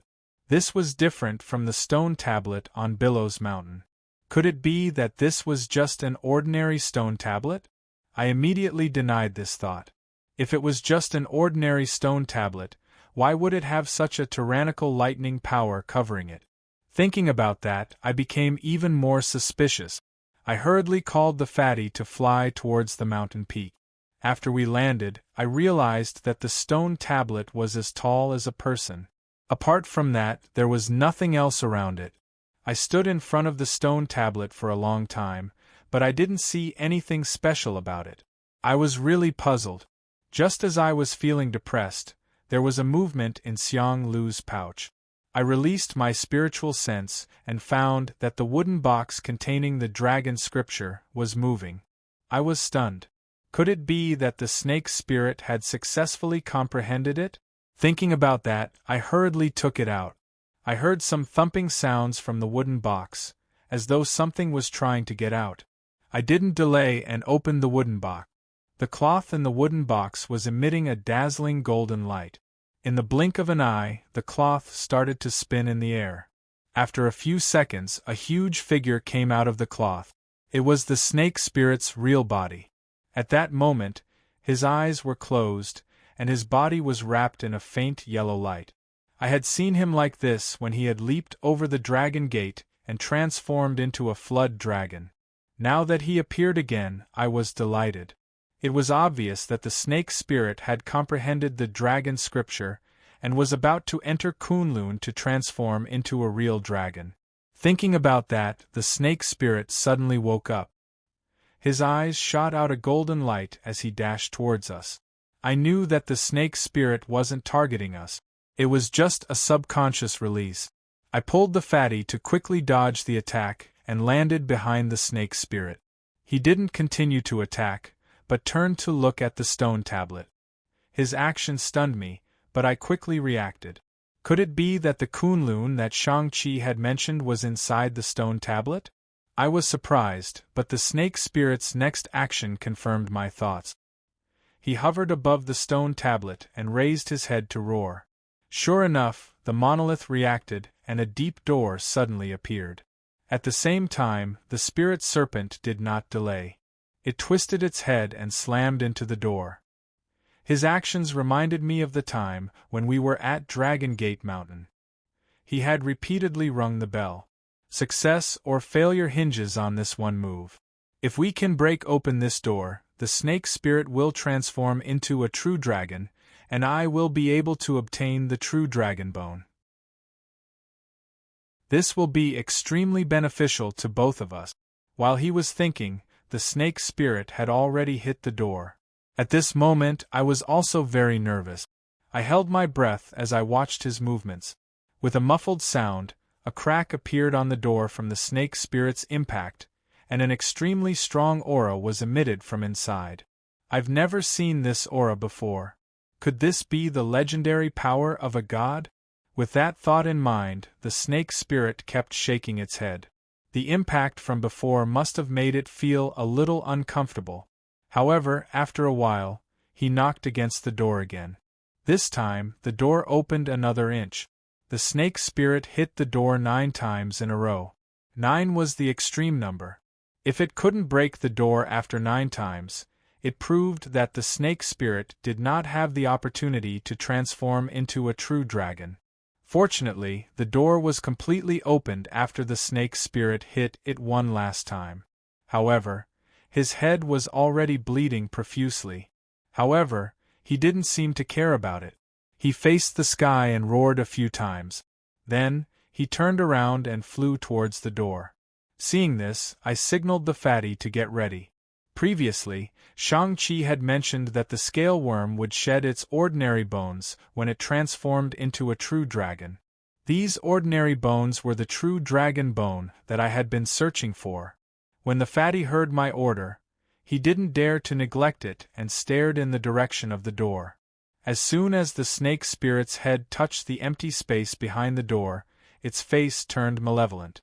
Its huge body started to convulse, and it seemed to be in great pain. From then on, the scales on its body started to fall off. The blood-stained scales fell on the pile of snow. It was a ghastly sight. Seeing this, I couldn't help but frown. However, the snake spirit seemed to enjoy the process. It roared as it dashed towards the empty space. However, under such pain, its movements were too slow. It only took 15 minutes for it to pass through the dragon's head. At this time, only the scales kept falling off. There was no trace of the dragon bone. From the looks of it, the snake spirit might have to wait until it completely entered the empty space before it could be reborn. The snake spirit's current state was due to its own good fortune. Since we couldn't help it, there was no need to be so anxious. Thinking of this, I heaved a long sigh and calmed myself down. At the same time, I signaled the fatty to relax. He seemed to understand the meaning behind my words. His body relaxed, and the expression on his face eased up a little. The process of waiting was extremely long. Looking at the bloody scene in front of us was even more torturous. The fatty and I couldn't bear to watch it. Moreover, the snake spirit was struggling in pain. After waiting for nearly 6 hours, the serpent spirit's tail finally entered the void completely. Seeing this, the fatty and I heaved a long sigh of relief. However, we didn't dare to relax. Previously, I had predicted that after the snake spirit passed through the empty space, the true dragon bone would come out. It was a crucial moment, and we couldn't afford to be careless. The fatty seemed to know what I was thinking. He shook his body and focused all his attention on the door. All of a sudden, a dragon's roar came from the empty space behind the door. This dragon's roar was different from the one the snake spirit had emitted earlier. It was even more resounding and impassioned. It seemed the snake spirit had successfully tempered its bones and turned into a true dragon. While I was thinking, several blood-stained bones flew out of the empty space. These bones were brimming with spiritual energy. Seeing this, I was overjoyed. Then, I signaled the fatty to split up. After listening to me, he didn't delay and flew toward one of the dragon bones. Previously, I had told the fatty that we needed to obtain 3 true dragon bones on this trip. In my opinion, since the Shenong cauldron could reforge Shang-Chi's bones and regenerate his flesh, it proved that this method was feasible. It would be better to reconstruct the bodies of Lu Ruxu and her husband. As for the 3rd bone, it was prepared for Bayan. However, I also knew that Bayan couldn't enter the Fire God Temple as he pleased. This was just my backup plan. After the fatty left, I didn't waste any more time.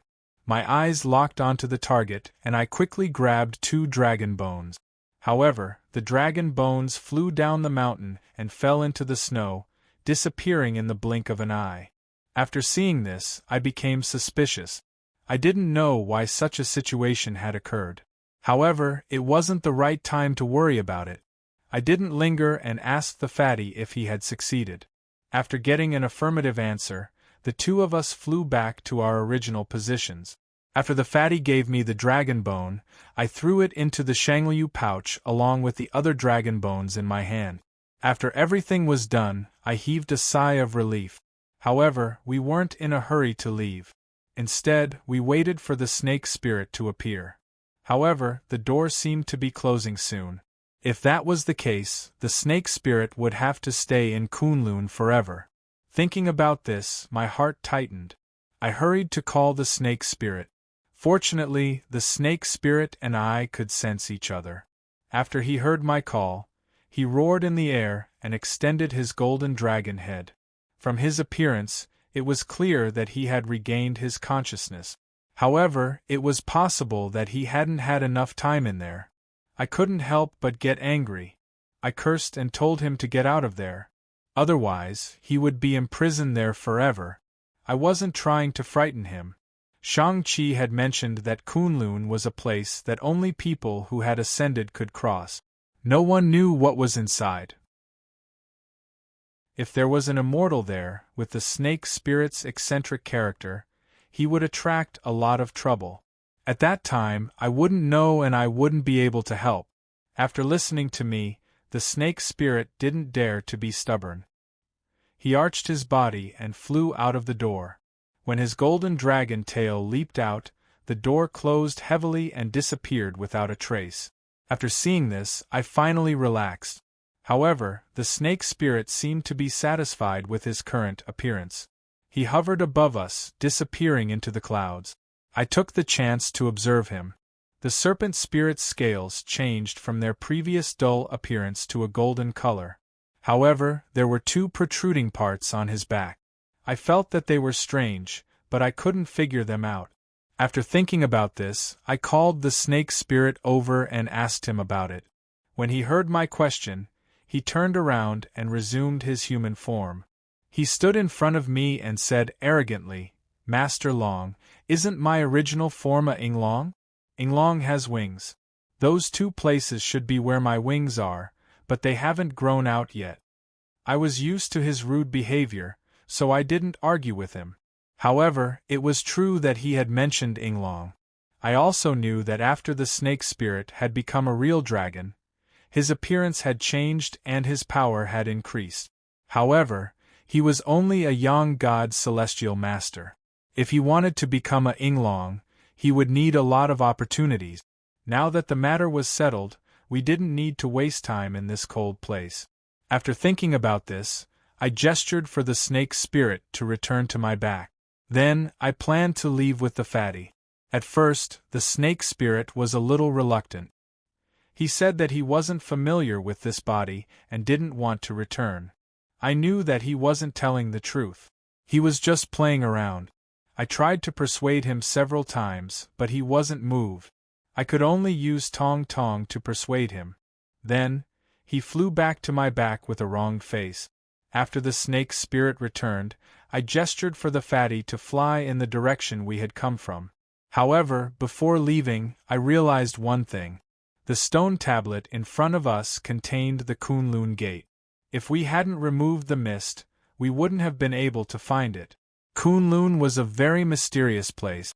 If we exposed it in front of the world, it wouldn't be appropriate. Now that we had succeeded, we should restore it to its original appearance. Everything had its own rules. We couldn't mess up. After thinking about this, I told the fatty what I was thinking and gestured for him to return the mist to its original position. After listening to my words, he agreed and took out the monster refining gourd to release it.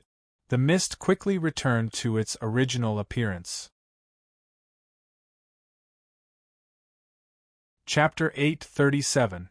The search for the dragon bones went smoothly. On the way back, the fatty and I were in a good mood. We chatted along the way and soon, we arrived at the place where we had parked our car. I was worried about Wuyue's case, and I was eager to see how to regenerate the bones. I didn't linger and directly drove to Galmud Airport. Although everything went smoothly, we had spent a lot of effort. On the way back to the airport, the fatty felt sleepy. He curled up on the chair and fell asleep. This fellow's temperament had changed a lot recently. His words and actions had become more mature. Perhaps it was because he had reunited with Bai Ling that he had matured a lot. We didn't talk along the way. When we returned to the airport, we directly bought the earliest flight ticket. The next morning, we returned to Shu. When we returned to the Medicine King Valley, it was already noon. Just like last time, Bai Ling sensed our aura not long after we had entered the Medicine King Mountain. She came out to greet us and took us to the Medicine King Valley. When we arrived, the members of the witch tribe had been waiting for us for a long time. When we landed, she led her people to kneel in front of me and said, "Holy Sage." I didn't respond immediately. My eyes scanned the crowd, but I didn't see Nangong. I asked Bai Ling. He has something to do, so he left. I waved my hand, indicating that they didn't need to stand on ceremony. Then, I took the fatty and Bai Ling and left, heading to the house at the foot of the mountain. Along the way, I asked Bai Ling when Nangong would leave and what he would be busy with. Since I knew about Nangong's plan, I paid more attention to him. Moreover, it was related to both the human and monster races. It was the most important thing. Of course, I had to know Nangong's whereabouts. Bai Ling didn't hide anything from me. Not long after I left the Medicine King Valley, Nangong also left the Medicine King Valley. She didn't know where he had gone. Then, she hesitated for a while before telling me. Nangong's whereabouts are always secretive. She won't tell me much, and she won't tell me his whereabouts. After listening to Bai Ling, I was a little surprised. But soon, I remembered Bai An's whereabouts. I felt relieved. Nangong had always considered reviving the witch tribe as his mission. Moreover, He had traveled through time and space, so he was very cautious. Perhaps he didn't even trust the remaining members of the witch tribe in the Medicine King Valley. Thinking of this, I felt a little emotional. He doesn't trust Bai Ling, but he trusts an outsider like me unconditionally. I really don't know what to say. While I was thinking, we arrived at the house. Bai Ling arranged for the fatty and me to go back to our room to rest. She was going to instruct the others to refine the medicine. Since she was in charge of the Shenong cauldron, I had to listen to her arrangements. I nodded and stayed in the room with the fatty. Around 1 hour later, Bai Ling came again and told me that everything was ready. We could start now. Hearing this, my heart was filled with joy. We've been busy for the past few days, and now we're finally ready. Of course, everything wasn't over yet. While I was overjoyed, I was still a little nervous. Previously, Bai Ling had also mentioned that the previous examples of bone and muscle reconstruction had been around for thousands of years, and the ancient books only briefly introduced some of the method. It was also her first time coming into contact with it, so she wasn't completely sure about it. There were no absolutes in this world.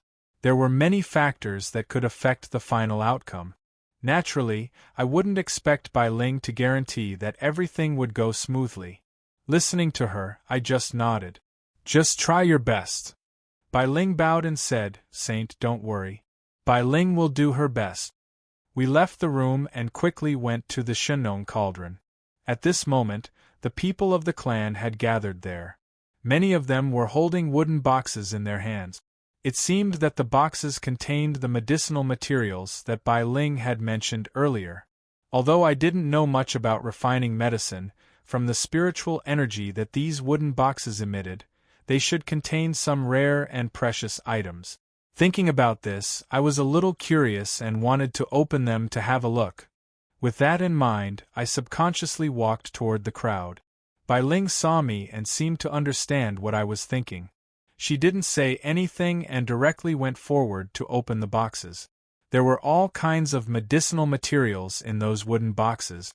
I was a layman in this field, so I just looked at them curiously and didn't recognize any of them.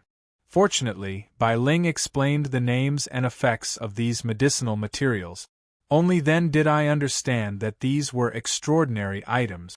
Apart from the Medicine King Valley, it was extremely difficult to find them in the outside world. What she said wasn't an exaggeration. Regenerating flesh and bones was a heaven-defying matter. The medicinal materials that could accomplish this definitely couldn't be tainted by the secular aura. The Medicine King Valley was a secluded place. Coupled with the abundant spiritual energy, it could nurture such extraordinary medicinal materials. After introducing everything to me, Bai Ling told me, everything is ready. We can start refining the pellets now.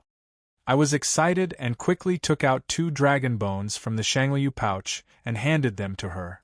After Bai Ling took them, she looked a little confused and asked, refining medicine only requires 1 real dragon bone. Why did Saint take out 2 dragon bones? I planned to help Wuyue and his wife rebuild their physical bodies at the same time, but I forgot to tell her. Hearing her question, I quickly told her about Lu Ruxu's identity and my plan in detail. After hearing that, Bai Ling's expression changed and she quickly shook her head. Saint, you don't know that Bai Ling has some confidence in rebuilding Wuyue's physical body. However, it's impossible to rebuild 2 people's physical bodies at the same time. I was stunned and quickly asked why. Bai Ling sighed and replied, rebuilding the physical body is a move that reverses yin and yang and goes against the heavens to change one's fate. The process requires a huge amount of energy and isn't something that can be done by humans. The precious medicinal materials from before, including the real dragon bones, are just supplementary items. The real main effect is actually the Shenong cauldron. Although the Shenong cauldron is one of the top 10 divine tools, the process of rebuilding the bones consumes too much energy. The energy contained in the Shenong cauldron is only enough to rebuild 1 physical body. After that, it needs 100 years of nourishment. If you want to do it again, you have to wait for 100 years. After listening to her explanation, I finally understood the reason. I instantly heaved a sigh of relief and couldn't speak for a long time. It took 100 years to rebuild the bones. This meant that Lu Ruxu and Wuyue still couldn't become real husband and wife. It also meant that Tao Wu couldn't use this method to become a human again. During the silence, I kept thinking about whether I should give up on my promise to Wuyue and leave this opportunity to Tao Wu. After thinking for a long time, I let out a long sigh of relief. Firstly, I wasn't sure if the bone rebuilding method would succeed. Secondly, Tao Wu couldn't come out from the fire god temple. She could only meet me once every 6 months. So, it wasn't realistic to leave this opportunity to Tao Wu. Moreover, I had an agreement with Wuyue. If I broke it now, I would be letting her down. After thinking it through, I felt relieved. Everything couldn't be perfect. The relationship between Tao Wu and I was deep. Even if she couldn't become a human in the end, she would still be my wife. It wouldn't affect anything. After feeling relieved, I nodded and told Bai Ling to follow her original plan to rebuild Wuyue's physical body. Bai Ling nodded and didn't say anything else. She returned the extra dragon bone to me, then soared into the sky and flew towards the Shenong cauldron. At that moment, the fatty came over and whispered to me, "Third baby, I've never seen such a heaven-defying thing. Why don't we go and take a look at the situation? What do you think?" I was curious about what Bai Ling would do, but after thinking about it, I shook my head and rejected the fatty. There was only one chance. If the two of us were to go, it would be hard to avoid disturbing Bai Ling. If it were to fail because of our interference, it would be a great sin. The fatty also knew that this was a serious matter. Seeing that I had rejected him, he didn't say anything else. After standing beside me in silence for a moment, he sat down cross-legged and took out the ancient coins used for divination. He started fiddling with them. I lowered my head to take a look and immediately understood. He was worried about this matter, so he was trying to divine good or bad luck. The fatty's divination had always been accurate. When I saw his actions, my attention was instantly drawn over. I didn't care about the Shenong cauldron situation and focused on the fatty, waiting for the results of his divination. Soon, the fatty opened his eyes, but his expression didn't look good. After putting away the ancient coins in his hand, he stood up and frowned. He didn't make a sound for a long time. Seeing his strange expression, my heart skipped a beat. Could it be that he had encountered something bad? I hurriedly asked. The fatty was silent for a while, then shook his head. That's not the case. According to the divination, Wu Yu has a high chance of successfully remodeling his bones. After hearing his answer, I was stunned. If the result of his divination was good, why did the fatty look so solemn? I didn't understand, so I hurriedly asked again. The fatty was still silent. After a while, he gritted his teeth and said to me, "Third baby, if it's possible, can you call Bai Ling back and let someone else cast the spell?" Let someone else cast the spell? I immediately understood. The fatty had divined that Bai Ling, the one casting the spell, would be in danger. At the same time, he knew that this matter was very important to me. That was why he had such an expression on his face. After the conversation with Bai Ling, I thought that the fatty had given up on her. I didn't expect that he was also an infatuated person. He was still thinking about Bai Ling. I hesitated for a while, but in the end I brought the fatty and flew up to the Shenong cauldron. When Bai Ling saw us, he frowned. "What do you need?" I didn't say anything but gave the fatty a look. I wanted him to talk. The fatty was still worried about Bai Ling.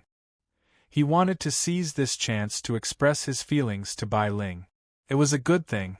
However, after seeing my eyes, the fatty shook his head and signaled me not to tell Bai Ling about his divination. His action put me in a difficult position. If I didn't tell him the truth, it would be hard to convince Bai Ling. After thinking about it, I decided to respect the fatty's decision. Feelings were the hardest to explain. Only the person involved would know what it felt like. If that was the case, I would listen to him. With that thought in mind, I asked Bai Ling, "Can you hand over this matter to someone else? I have something to discuss with her." Bai Ling was quite quick-witted. Maybe he heard something strange in my words, or maybe he noticed the conversation between the fatty and me. However, she didn't say anything. She just told me that in order to activate the Shenong cauldron to refine medicine, one had to be at least a Seal Heavenly Master. However, in the Medicine King Valley, she was the only one with such a cultivation base. Chapter 838. The meaning of my words was very clear. I wanted to replace Bai Ling. Bai Ling also understood my intentions. Perhaps she knew that I didn't have any other intentions, but she still shook her head and refused. The saints don't know that although Bai Ling's power is weak, she was fortunate enough to be recognized by the Shenong cauldron as its master. With the Xianyuan sword in his possession, the sage must have known that once a divine weapon recognized its master, it would not listen to anyone else. Moreover, the saint has never learned the method of alchemy, and this matter concerns Wu Yue's life. It doesn't seem appropriate to be so hasty. Her words were very reasonable and I was speechless. I could only look at the fatty helplessly, indicating that I had tried my best. Fatty understood and didn't force the issue. He lowered his head and looked dejected. In this way, the atmosphere became rather awkward. I could only bring the fatty back to the ground. However, before we left, Bai Ling told us to be careful and not to worry too much. It was obvious that he was trying to comfort us, but it was useless. Fatty's divination had never been wrong. It was just that he was unable to prevent all of this from happening, which made him feel rather uncomfortable. In the blink of an eye, the fatty and I had returned to our previous positions. Seeing his anxious face, I didn't know how to comfort him. If something unexpected happens, I will do my best to protect Bai Ling. The fatty's expression didn't change as he listened to me. He slightly nodded and stood at the side, staring at the Shenong cauldron. In a short while, Bai Ling had finished inspecting the Shenong cauldron. She then waved her hand and brought the wooden box in the hands of her tribesmen to the side of the Shenong cauldron. Then, her temperament changed drastically. The sorcery qi in her body gathered on her hands and flew into the Shenong cauldron. At this point, I understood that Bai Ling wasn't lying. Using the Shenong cauldron to concoct medicine was not like using an ordinary cauldron to burn with an open flame. Instead, it was using the shaman qi in one's body to refine the medicine. Concocting medicine took a long time, so the amount of wizard qi consumed was rather large. If one was not a heavenly master or above, they would not be able to withstand such consumption at all. However, it was definitely not as simple as refining medicine this time. He did not know if the wizard qi in Bai Ling's body could last until the end of this matter. While he was thinking, Bai Ling's hands moved again. She opened all the wooden boxes beside her, picked a few herbs, and threw them into the Shenong cauldron. At the same time, a wave of wizard qi energy appeared on his hands, and he threw it into the hole as well.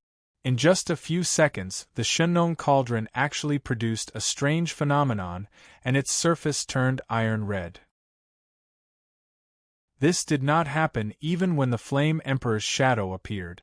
I couldn't help but admire the alchemy skills of the Medicine King Valley. Just like that, Bai Ling no longer added any more herbs. I've heard about this before.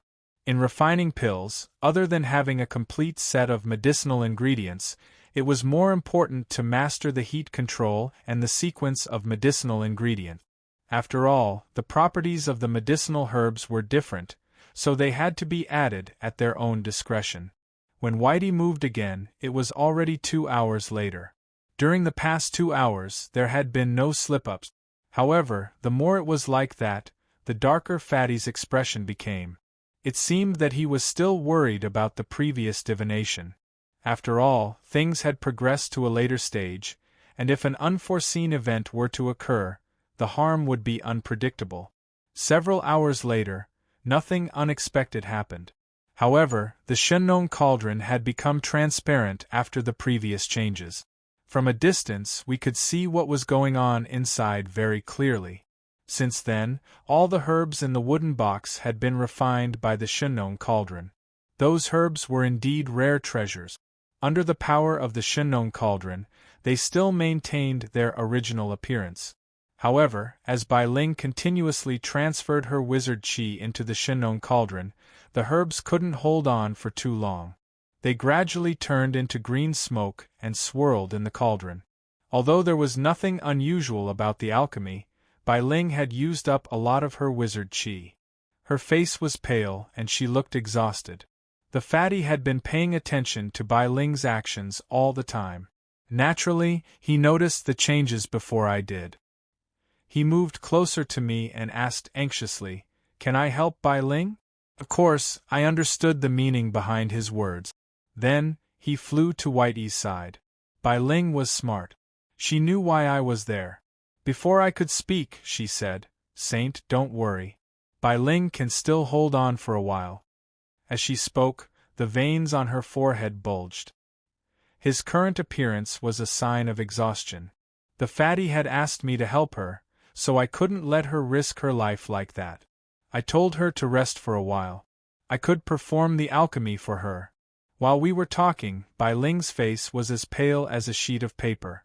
She hadn't thrown them into the dragon bones yet, but she was already exhausted. She wouldn't be able to endure the energy she was going to consume. However, after listening to me, she didn't stop immediately. Seeing her like this, I also felt a little anxious in my heart. After a long time, she panted and told me she didn't think that it would be so difficult today.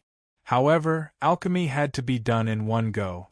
Since the herbs were about to condense, we couldn't afford to be careless. Moreover, the Shennon cauldron had recognized its master. Although we both cultivated wizard qi, there was still a slight difference. The Shennon cauldron had its own intellect. I was sure it could sense it. If she suddenly retreated, the Shennon cauldron would automatically stop. At that time, all of our previous efforts would be in vain. Of course, I didn't think that she was just trying to scare me. If the Shennon cauldron recognized Bai Ling as its master, there must be a connection between them. If I forcefully joined, the Shennon cauldron would reject me. If that happened, all of our previous efforts would be in vain. However, if I let Bai Ling consume her energy like this, she would be exhausted soon. I was touched by her spirit, but I couldn't force her. If something bad happened to her, I wouldn't be able to explain it to the fat man. However, I couldn't think of a suitable solution at the moment. I stood aside anxiously. Right at that moment, Bai Ling mumbled, "Here it is." Then, she threw the dragon bone into the Shennon cauldron. Her action interrupted my thoughts. I couldn't help but feel happy. I had completely forgotten about Bai Ling's stamina. As soon as the dragon bone entered the Shennon cauldron, it was shrouded in the mist created by the herbs. Although the Shennon cauldron was transparent, I couldn't see what had happened to the dragon bone shrouded in mist. However, the fat man had told me that there wouldn't be any changes to the body. Since I couldn't tell him in detail, I didn't need to hurry. I just needed to wait patiently. With that thought, Bai Ling formed a sword with her fingers. A drop of blood oozed out from the tip of her middle finger. Seeing this, I was somewhat astonished. It was obvious that this drop of blood was Bai Ling's blood essence. The energy it contained was unimaginable. Does she want to throw it into the Shennon cauldron to refine it together? In just a blink of an eye, the drop of blood soared into the sky. However, it didn't enter the Shennon cauldron. Then, Bai Ling produced a mass of shaman energy in her hand. The mass of shaman energy turned into a silk thread that revolved around the drop of blood essence. In just a few seconds, the drop of blood essence expanded. In the blink of an eye, it exploded, turning into a blood mist that dispersed into the surrounding shaman energy. As soon as the shaman energy touched the blood mist, it became frantic. The energy inside the mist increased. Seeing this, I finally understood. Perhaps Bai Ling knew that she wouldn't be able to endure until the end of the refining process. That was why she wanted to use the power of her blood essence to strengthen the shaman energy. That way, she could satisfy the Shenong cauldron's needs. However, there were only 10 drops of blood essence in a human's body. Once it was lost, it couldn't be regrown. Moreover, blood essence was closely related to one's life. Losing blood essence meant that one's lifespan would be shortened. Moreover, after losing blood essence, the body's origin would be damaged. It would take a long time to recover. With Bai Ling's current condition, the damage caused by losing blood essence would be more serious. While I was thinking, Bai Ling's face darkened. Her chest heaved up and down, and she vomited a mouthful of blood. Then, her body became a little unstable, and her eyes became dim and lifeless. I screamed. Bai Ling had used the power of her blood essence when she was exhausted. Her heavenly veins would be unstable, and her blood would attack her heart. Her life would be in danger. With that thought in mind, I dashed to her side and supported her falling body. Bai Ling's entire body was powerless. Her eyes rolled back and forth. After a few seconds, she fainted. The fat man on the ground sensed the situation. He flew up and took Bai Ling from my hand. He lowered his voice and said, "Leave her to me. Third baby, you shouldn't delay your business." The fat man didn't sound like he was blaming me, which made me feel better. However, Bai Ling had told me that I couldn't interfere with the Shenong cauldron. I could only stand there and wait. Although Bai Ling's collapse was within my expectations, I was still caught unprepared. Fortunately, the Medicine King Valley was famous for their medicine. They could take care of Bai Ling's injuries. Moreover, the fat man and I didn't know much about medicine, so it was pointless to worry about it. With that thought in mind, I retracted my gaze and looked at the Shenong cauldron. The witchcraft energy that had been soaring in the air had calmed down and was slowly flying into the Shenong cauldron. It seemed that the witchcraft energy wasn't completely out of Bai Ling's control. After a while, the witchcraft energy landed steadily in the Shenong cauldron. After a few seconds, the Shenong cauldron returned to its original state. The only difference was that it started to shake violently and let out a buzzing sound. I had never seen such a scene before. However, I had learned from the people of the Medicine King Valley that when some rare elixirs were refined, the cauldron would have a strange phenomenon. The scene before me was similar to the strange phenomenon that the people of the Medicine King Valley were talking about. Could it be that the reconstruction of the body was successful? While I was thinking about it, the Shenong cauldron started to spin again. The cauldron continued to emit white smoke. However, the white smoke didn't disperse but condensed and hovered above the Shenong cauldron. It seemed that there was something inside. Although I was curious, the Shenong cauldron didn't stop spinning, so I didn't dare to go forward to check. This process lasted for 15 minutes. After the Shenong cauldron returned to its original state, it no longer emitted white smoke. As for the white smoke from before, it finally revealed the object within it after a series of flips. It was a woman wrapped in the white smoke. I was very familiar with her appearance. She was Wu Yu. However, she didn't have anything to cover her body. Her hands were soft, and her skin was smooth. Her cheeks were smooth, her nose was smooth, and her waist was slender. She had the appearance of a young girl, but she also had the charm of a mature woman. Chapter 839. Although it was indecent, it wasn't a good idea to let Wu Yu float like this. I looked around and raised my hand to call a female member of the witch tribe. I asked her to find some clothes for Wu Yu to wear. Then, I went over and carried the unconscious Wu Yu back to the room. After placing Wu Yu on the bed, I called Lu Ruxu out. Previously, when I was molding Wu Yu's bones, I deliberately asked Lu Ruxu to stay away. After all, Bai Ling and I weren't completely confident in this matter. If something happened midway, it would be too cruel for Lu Ruxu to see it with her own eyes. In the end, everything went smoothly. Naturally, everyone was happy. It was time to inform Lu Ruxu of the good news. When he came out, the first thing he saw was Wu Yue lying on the bed. In an instant, the expression on his face contorted. The ghost had no tears, and his face was twisted with joy. After a while, he calmed down slightly and carefully approached Wu Yue. He reached out and gently touched her body. With Lu Ruxu's cultivation, it was still possible for her to condense her body and touch the human body. After a light touch, he quickly retracted his hand, turned around and knelt down in front of me. He was already incoherent. I smiled and comforted him. However, I felt a little guilty. Fortunately, when I planned to help him mold his bones, I didn't tell him this idea in advance. Otherwise, they would still be separated by yin and yang, and their ecstasy at this time would inevitably be reduced. After comforting him, Lu Ruxu carefully asked when Wu Yue would wake up. This was the first time I had experienced this kind of bone molding and rebirth.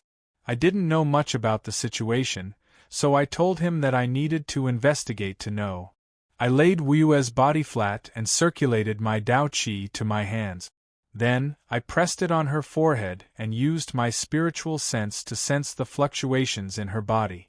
Outside the spirit lock tower, I had seen the sacrificial evil spirit use this method. At that time, I was very curious about his technique and specially asked him for advice. However, he told me that this was the method of the Yang God Celestial Master. After I advanced to the Yang God level, my spiritual sense was strong enough, and I would naturally be able to use it. As expected, after advancing to the Yang God level, I comprehended it smoothly and naturally used it now. After some investigation, I found that Wu Yue's physical condition was not serious. It was just that his body had lost the fluctuation of Dao Qi.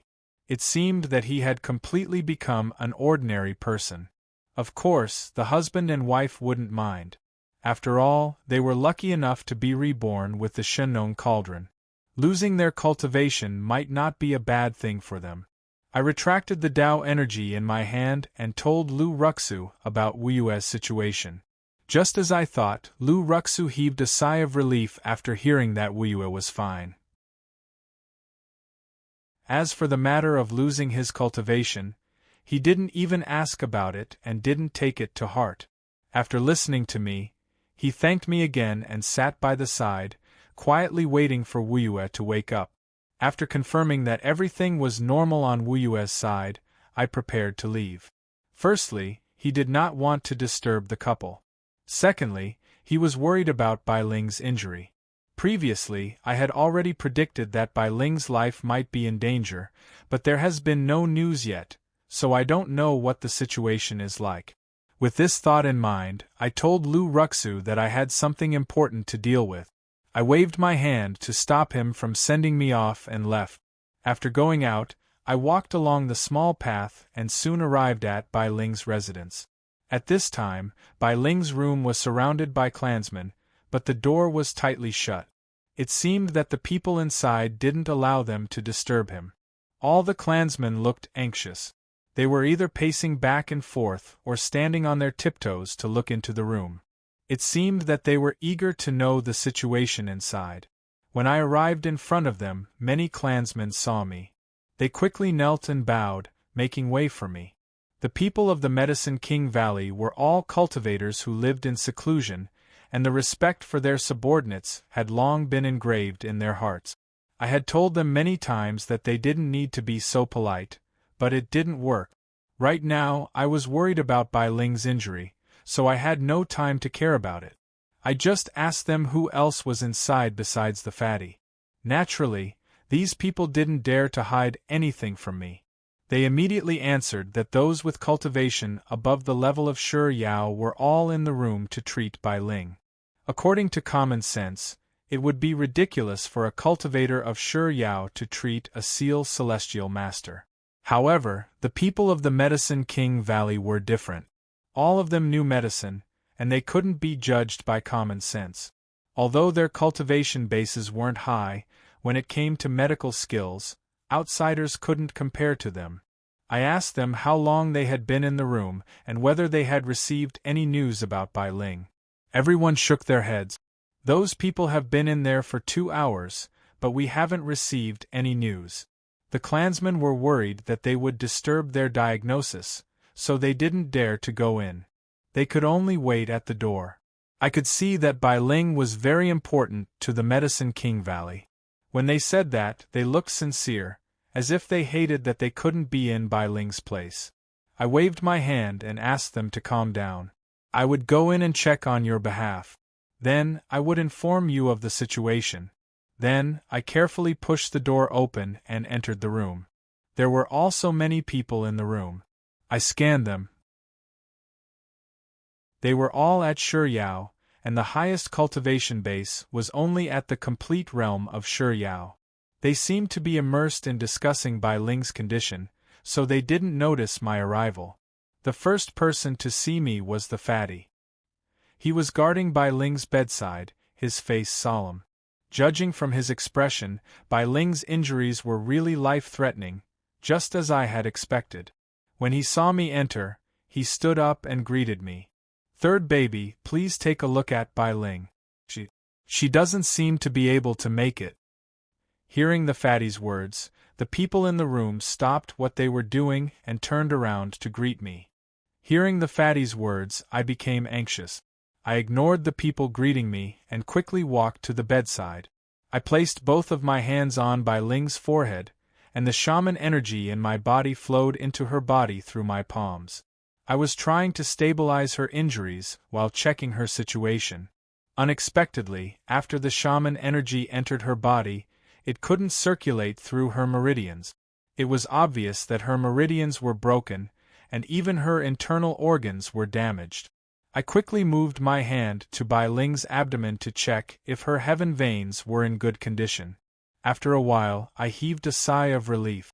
Although Bai Ling's internal organs were severely injured, and her meridians were almost completely broken, her heaven veins were only slightly damaged and not completely broken. This situation was similar to what had happened outside the Spirit Lock Tower when the fatty had been severely injured by the monk Miaojue. At that time, the sacrificial evil spirit had helped to stabilize his injuries. Later on, he had to borrow the power of the monster pellet to recover completely. It was a pity that I had asked the sacrificial evil spirit, but he had only taught me how to check on her but not how to treat her injuries. Looking at Bai Ling's current situation, I didn't know how to help her stabilize her condition. Her internal organs were severely injured. Although her heaven veins were fine for the time being, her life would be in danger if the situation dragged on. After I understood what was going on, I retracted my hand and told everyone about Bai Ling's situation. I asked them if they knew how to treat her. Although the Medicine King Valley had inherited medical skills, facing such a complicated situation, everyone looked at each other and didn't know how to treat her. After a moment of silence, someone stood up and told me that they could stabilize her internal organs, but they couldn't repair her meridians. I had to check the clan's ancient books to see if I could find a way. It was naturally not easy to repair meridians. When I was sneakily attacked by the monk Miaojue in the Spirit Lock Tower, I had to rely on the sacrificial evil spirit to repair my meridians. Moreover, I had taken the true dragon saliva, so the damaged parts could repair themselves. My situation was much better than Bai Ling's. However, the Medicine King Valley had been passed down for thousands of years, so there might be similar cases. Let them check the ancient books first. If they could find a way, everyone would be happy. If they really couldn't find a way, it wouldn't be too late to discuss later. After getting my permission, everyone bowed and left the room, leaving only me and the fatty behind. At this time, the fatty came closer and whispered to me, "Third baby, Master told me about the time you went to the country of Green Hill to get the monster pellet.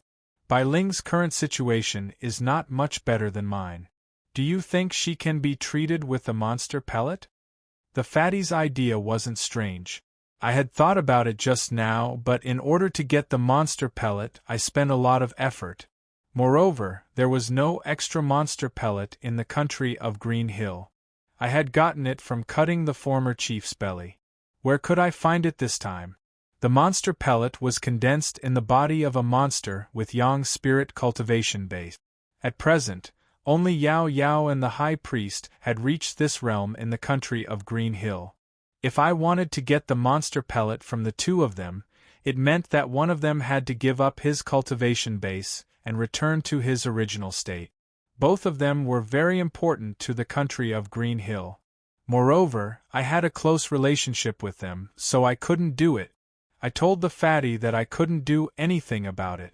After listening to me, the fatty sighed and nodded, indicating that he understood. If I can't find a solution in the Medicine King Valley, I will go back to the sect to ask Shinran Guan for help. It was the first time I had seen the fatty like this. Even when he was seriously injured, he didn't look so depressed. From this, it could be seen that this guy was indeed infatuated with Bai Ling.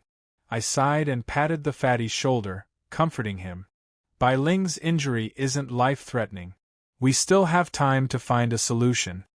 While we were talking, the clansmen who had left earlier came back. They had some information on their faces, but they were still frowning. I didn't know if they had found a solution. The fatty was naturally more anxious than me. Without waiting for me to speak, he quickly asked about the results of the search. After listening to the fatty's words, the leader of the clansmen sighed and said, "There is a solution, but I'm afraid the Medicine King Valley can only do a little." In that case, there was indeed a record in the ancient books of the Medicine King Valley. However, since there was a precedent, why were they so depressed? Was there an unspeakable reason? Without waiting for me to ask, the fatty moved closer to the crowd and asked anxiously, "Tell me, what do you mean?"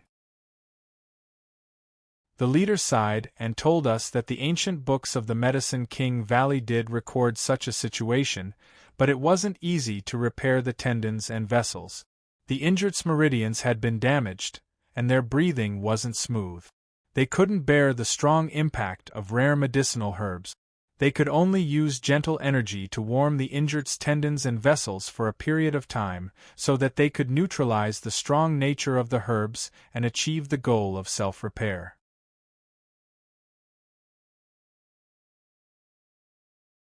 Chapter 840. Since we've found the cure, why did this man say that the Medicine King Valley can only do a little? Could it be that the Medicine King Valley can't gather all the required herbs? With that thought in mind, I hurried to ask him the whole story. The man shook his head and told me that the Medicine King Valley has the necessary herbs in stock, but the gentle energy I've just mentioned isn't available in the Medicine King Valley. That's why, besides telling me the cure method, they also asked me to look for it in the outside world. Then, he led his tribesmen to kneel in front of me. With tears streaming down his face, he told me that Bai Ling is the one chosen by the Shinnon clan. She will lead the witch tribe to see the light of day again. If we can't get through this, the witch tribe will never be able to rise again. When he said that, I couldn't help but think of Nangong, who had shouldered the great task of reviving the witch tribe. It really moved me. When he mentioned that Bai Ling is the one chosen by the Flame Emperor, I was afraid he was referring to the Shinnon cauldron recognizing her as its master. After talking with Nangong, I learned that the 10 divine tools are the key to opening the mountain and sea realm. Since the Shinnon cauldron has recognized Bai Ling as its master, I can't let anything happen to her and delay the opening of the mountain and sea realm. Moreover, Bai Ling was injured to revive Wuyue. In essence, it was also because of me. Also, because of my relationship with the fatty, I wouldn't refuse. However, I did have some thoughts about the mild energy that they mentioned. The people of the Medicine King Valley were all from the witch tribe, and they cultivated witchcraft energy. In essence, witchcraft energy was of the Yin attribute, and its nature was firm. That was why the man said that the Medicine King Valley didn't have any gentle energy. However, if we wanted to find this energy, we didn't need to go through the trouble of leaving the valley. The fatty and I both cultivated Tao energy, which was gentle and upright. My and the fatty's realms were higher than theirs, so they wouldn't be able to detect that we cultivated Tao energy. Moreover, with my identity, they would only think that the fatty and I were from the witch tribe. With that thought, I didn't think too much and told the people that we could start treating Bai Ling's injury. After hearing my words, the people looked surprised. They didn't know why I was doing this. This was an urgent matter, and I didn't want to hide it from them. I had to explain the reason to them one by one, signaling them to start preparing. Everyone came to a sudden realization after hearing this, but they still couldn't help but feel doubtful. Perhaps they also knew that no one had ever managed to cultivate two types of energy since ancient times. However, due to my status, they didn't dare to ask any questions and could only retreat to prepare the medicinal ingredient. After they left, I turned to the fatty and told him, "Don't be upset. I'll try my best to cure Bai Ling." After listening to me, he gave me a slight nod. He didn't answer me but sat on the edge of the bed, gazing at Bai Ling. After a long time, he whispered to me, "Just leave the rest to him." The fatty's meaning was very obvious.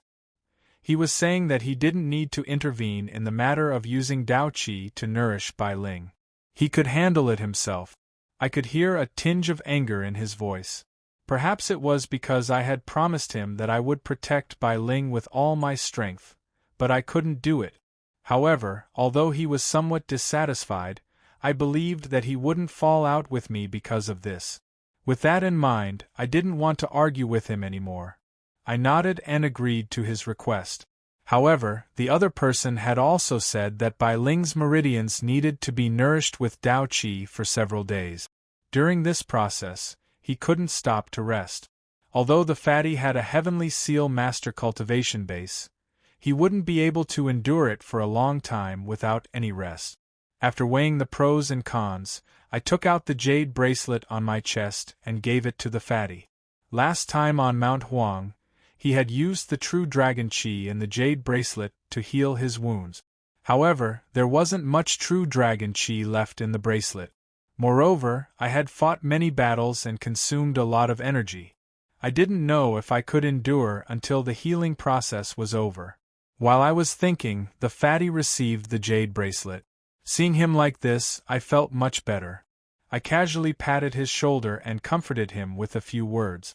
At this moment, the other people knocked on the door again. They told me that everything was ready and that we could start to treat Bai Ling. After hearing that, we didn't delay any longer. However, we didn't know where to start. The person who came to report seemed to have noticed this. He told us that there was a secret room in the Medicine King Valley that was built for healing. All the required medicinal herbs had been transported there. He asked us to go with him. The fatty and I weren't in charge of this matter, so we could only follow their arrangements. Since the people of the Medicine King Valley were ready, we wouldn't delay any longer. I hurriedly asked the fatty to carry Bai Ling and follow that person. Since the matter here was settled, I wasn't in a hurry to follow them. Instead, I planned to check on Wu Yue's situation. After listening to my words, the fatty understood. He nodded, indicating that he would find someone to inform me if anything happened. Then, he carried Bai Ling and quickly left the room. After he left, I didn't linger and followed him. Half an hour later, I appeared outside my room. However, I didn't push the door open and enter. Previously, when I checked on Wu Yue's body, I knew that she had lost her cultivation. At this moment, I couldn't feel her aura. Out of respect for the couple, I didn't spread out my spiritual sense to check. I could only stand at the door and knock a few times to ask if it was convenient. After getting a response from inside, I pushed the door open and walked in. As soon as I stood still, I found that Wu Yue had woken up and was lying on the bed. However, her face was a little pale, and there were obvious tear stains on her face. It was obvious that the couple had just talked about a lot of things. Seeing this situation, I also knew that I might have been a little presumptuous. I looked a little embarrassed. Wu Yue seemed to notice my expression and immediately wanted to get off the bed. However, her body was very weak and she couldn't stand up at all. I knew that she wanted to thank me, but she couldn't act rashly in her current state. I hurriedly stopped her. After listening to me, she didn't insist. She nodded and lay down again. However, she didn't miss a single word of thanks from her mouth. I didn't care too much about it. I waved my hand and said, "You don't need to be so polite." Seeing the couple like this, my heart was filled with emotions. Back then, when the two of them were separated by life and death, I was already so moved. The current situation was really fortunate. This increased my confidence in rescuing Bayan. However, the only flaw was that Lu Ruxu still couldn't restore her physical body. I was afraid that she would need to wait for 100 years. However, Lu Ruxu was a ghost, and 100 years was like a white steed passing through a crack for her. However, Wuyue was no different from a mortal. Even if she survived 100 years, she would probably be in her twilight years. Just as I thought of this, a thought appeared in my mind. However, I knew that the two of them had experienced 100 years of suffering, and perhaps they had become indifferent to cultivation. I couldn't make a decision for them. With this thought in mind, I told her about Lu Ruxu's body reconstruction. Then, I asked Wuyue if she planned to continue cultivating. After listening to my words, she didn't immediately respond. Instead, she seemed to be weighing the pros and cons. Her actions showed that she was a very rational person. The decision she made after careful consideration was her truest thought. After a moment, she finally nodded, indicating that she was willing to start cultivating again. However, Lu Ruxu raised an objection. I didn't understand. This was a good thing for him and Wuyue, so why did he object? Lu Ruxu seemed to have seen through my thoughts and immediately told me the reason. According to him, the path of cultivation was extremely difficult. For people without any foundation, it was even more difficult than ascending to the heavens. Wuyue was originally the soul of the Fushi Zither. She coexisted with the Fushi Zither and was born with cultivation. Therefore, she didn't know the method of cultivation at all, nor had she experienced the pain of cultivation. Furthermore, once she embarked on the path of cultivation, nothing would go according to her wishes. On the contrary, being an ordinary person would be more comfortable. Since she had already become a mortal, there was no need to think too much and return to the life of an ordinary person. His words were indeed reasonable. Although I had benefited from the death scripture and didn't have too many obstacles in cultivation, I had been physically and mentally exhausted all these years. There were also many dangers of life and death. Only those who had experienced such difficulties would know that the path of cultivation was not as fascinating as ordinary people thought. However, I also heard other meanings from his words. The two of them had suffered for 100 years, so they were probably afraid of the separation of life and death. They were also tired of the deceit of the cultivation world and wanted to spend the rest of their lives by Wuyue's side. However, since Wuyue had decided to cultivate, she naturally had her own thoughts. Thinking of this, I was about to ask Wuyue for her opinion again. Unexpectedly, she spoke first. "My husband's words are wrong. Mr. Zhou was right. If I can't let you return to your normal appearance, Wuyue will feel terrible. Wuyue is a person who is about to die. It's a blessing from the heavens to be able to continue our relationship today. You and I have suffered for 100 years, so Wuyue naturally wants to accompany you and share the family. However, Wuyue is not satisfied with this. Wuyue is willing to accompany you for a long time, even for eternity, and not suffer the pain of separation. If Wuyue returns after 100 years, you will definitely be heartbroken. Wuyue really doesn't want you to suffer such pain again. I hope you can fulfill my wish." After saying that, Wuyue's tears streamed down.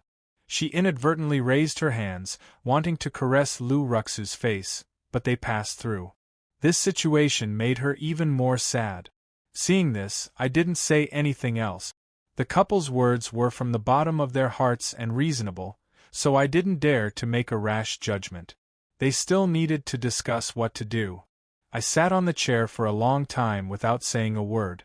Lu Ruxu and her husband didn't speak either. I could only hear Wuyue's sobs. However, the two of them had already thought it through. It wasn't difficult to convince the other party.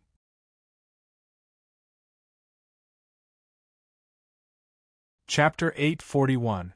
Walking to Wuyue's side, I sat down by the bed and asked her to give me her hand. Wuyue obviously didn't know what I meant, but out of trust in me, she didn't ask. She did as I said and extended her right hand into my hand. I pinched her middle finger and began to mobilize the yang spirit in my body. In an instant, the yang spirit in my body spat out pure Tao Qi and gathered in my palm along the heavenly meridian. After waiting for a while for Wuyue to get used to it, I sent this pure Qi into her body through my middle finger. The middle finger was also known as Zhongqiong. It was connected to the extraordinary meridians. If I sent Tao Qi from here, it could pass through all the meridians and be nourished by Tao Qi. The Tao Qi was gentle and would not run amok after entering the body. After circulating in the meridians, it was stored in the dantian. The moment the Tao Qi entered Wuyue's body, her complexion improved. When the Tao Qi finally gathered in the dantian, her face was already rosy, and her Qi and blood were much stronger than before. For cultivators, pure Tao Qi entering the body would help improve their cultivation. If it was an ordinary person, having Tao Qi sent into the body would not only be able to cure diseases and relieve pain, but it would also provide an opportunity for their cultivation. I didn't dare to say that it would definitely regenerate Tao Qi in Wuyue's body, but it could play a guiding role. In addition to her previous cultivation experience, there was a high chance that she could start cultivating again. This was the only thing I could do for Wuyue. As long as she could feel the yin and yang qi, she would be able to stimulate the pure Tao Qi in her body, which would be of great help to her future cultivation. I had originally considered giving her some of the techniques recorded in the death scripture. After all, the techniques in the scripture were all-encompassing, and there were many that I hadn't had time to cultivate. In response to Wuyue's current situation, the death scripture also recorded a technique that was particularly suitable for her to cultivate. With this as a starting point, after she recovered, her cultivation speed would increase very quickly. However, after this idea came to mind, I thought about it and remembered that Bai An had repeatedly warned me not to show the death scripture to others. In the end, I gave up on this idea. The power of the death scripture's cultivation method is indeed extraordinary, but this item is of great importance. Although I don't know the hidden meaning behind Lao Ai's words, combined with my experiences in recent years, I can deduce that the death scripture definitely has a great secret. If Wu Yu cultivates the cultivation method inside, it might not be a good thing for her. After giving up on this idea, I thought about other cultivation methods that were suitable for Wu Yue's current situation. However, due to the existence of the death scripture, I wasn't interested in other cultivation methods at all, nor did I study them. I couldn't think of any suitable cultivation method at the moment. Seeing that I was deep in thought, Lu Ruxu came over. She seemed to have guessed my intentions from my actions and immediately knelt down. She said emotionally, "Lu Ruxu doesn't know how to repay Master's great kindness. This pure qi of the Tao is the foundation of the Yang spirit. Master's gift to me really makes me panic." Lu Ruxu was indeed a former Taoist of Mount Longhu. She was indeed knowledgeable. This pure qi of the way was the foundation of the Yang spirit and was far more precious than blood essence. It was precisely because of its preciousness that it was of great benefit to Wu Yue. If an ordinary person in the Yang spirit realm forced the pure qi of the way out of their body, it would damage their foundation. It would take a long time for the Yang spirit to completely recover. However, for me, although the Yang spirit was slightly damaged, I had taken the saliva of the true dragon back then. The meridians in my body were strong, and my foundation was strong. I had far more blood essence than others.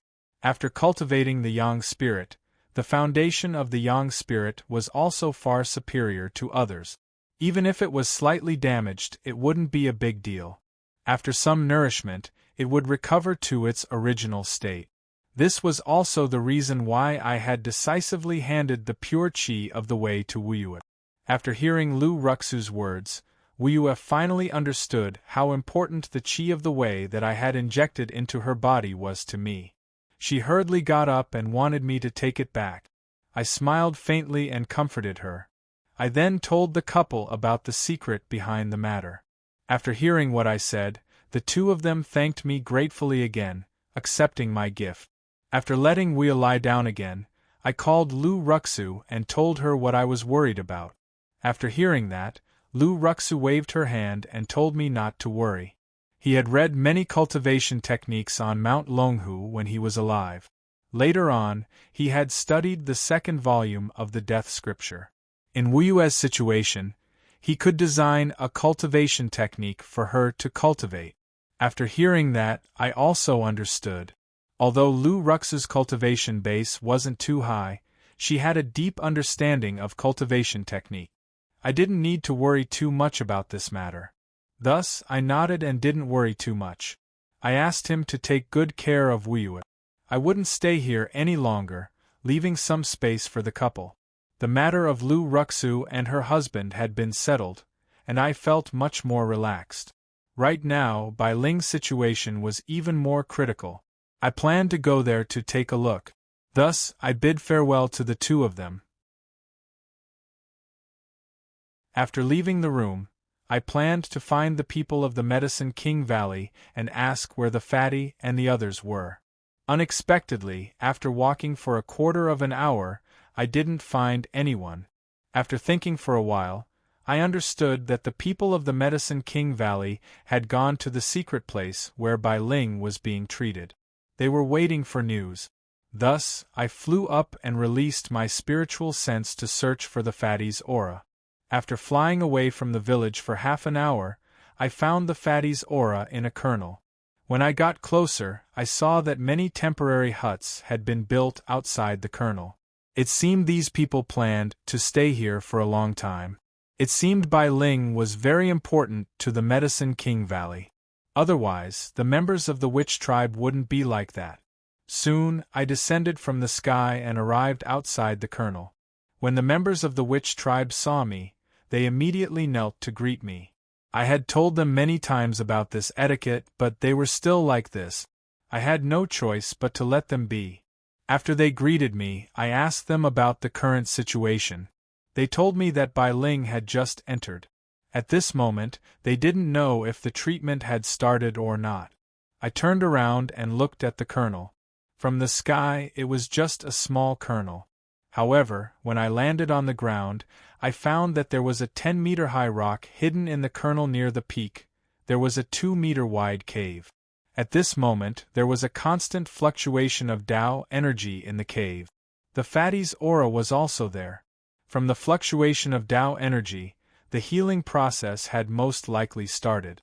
I was about to go there to check, but the members of the witch tribe told me that when the fatty had brought Bai Ling and some herbs into the cave, he had specifically told the members of the witch tribe not to enter the cave. It was because he was using Tao energy to nurture Bai Ling's meridians. The members of the witch tribe were also afraid that something might happen, so they didn't enter the cave. They all stayed there and waited for their news. After listening to their introduction, I focused on the cave. I found that the fatty had set up a formation outside the cave. It seemed he didn't want anyone to disturb him. I was a little worried. With the fatty's actions, if something happened on the way, the people outside wouldn't know, and they wouldn't be able to save him. It was really unwise. However, after thinking about it, the fatty was too worried. In that case, I might as well stay here and pay attention to their situation. If something happened, I would be able to react immediately. With that in mind, I told everyone to go back first and leave me here alone. The members of the witch tribe were worried about Bai Ling's situation. After hearing what I said, they looked hesitant. I didn't use my identity to forcefully drive them away. I just told them that I had the cultivation of a young god celestial master. If something really happened inside, I would know immediately. Moreover, I had the ability to save him. Even if they stayed here and knew the situation inside, they wouldn't be able to help much. After some persuasion, they nodded and didn't insist. They got up and left, heading back to the village. Actually, I had a selfish reason for letting them go back. At this time, Wuyue's situation was still unstable. If I stayed here, I couldn't divert my attention to take care of her. I let the people of Medicine King Valley go back. If anything happened to Wuyue, they could take care of her immediately. After the people of the witch tribe left, I flew to the entrance of the cave. Of course, I didn't intend to go in. I just spread out my spiritual sense to check the situation inside. However, I didn't expect that the fatty's formation would actually block my spiritual sense outside. I had never seen such a method, which really surprised me. Helpless, I could only sit down cross-legged and adjust my breathing while paying attention to the movements inside. Previously, after transferring the pure Taoist Qi from the Yang God to Wuyue, although the damage to the Yang God wasn't great, it was still a hidden danger. So, I took advantage of this time to heal my injuries. If something really happened to the fatty, I would completely get rid of my injuries, which would be the greatest help to the fatty. I sat there for several days. During this period, I had been paying attention to the fluctuation of Taoist Qi in the cave. A few days ago, the fatty's aura was still stable, but after another day, I noticed that he seemed to be a little exhausted. This state lasted for several hours. It seemed that the fatty didn't absorb the true dragon Qi in the jade bracelet immediately. After thinking about it, I guessed that he knew that there wasn't much true dragon Qi left in the jade bracelet, so he planned to use it at the most critical moment. In this regard, the fatty was very rational. After a while, the fatty finally couldn't hold on anymore. The aura of the jade bracelet came out of the cave. It was obvious that the fatty had begun to absorb the true dragon Qi in the cave.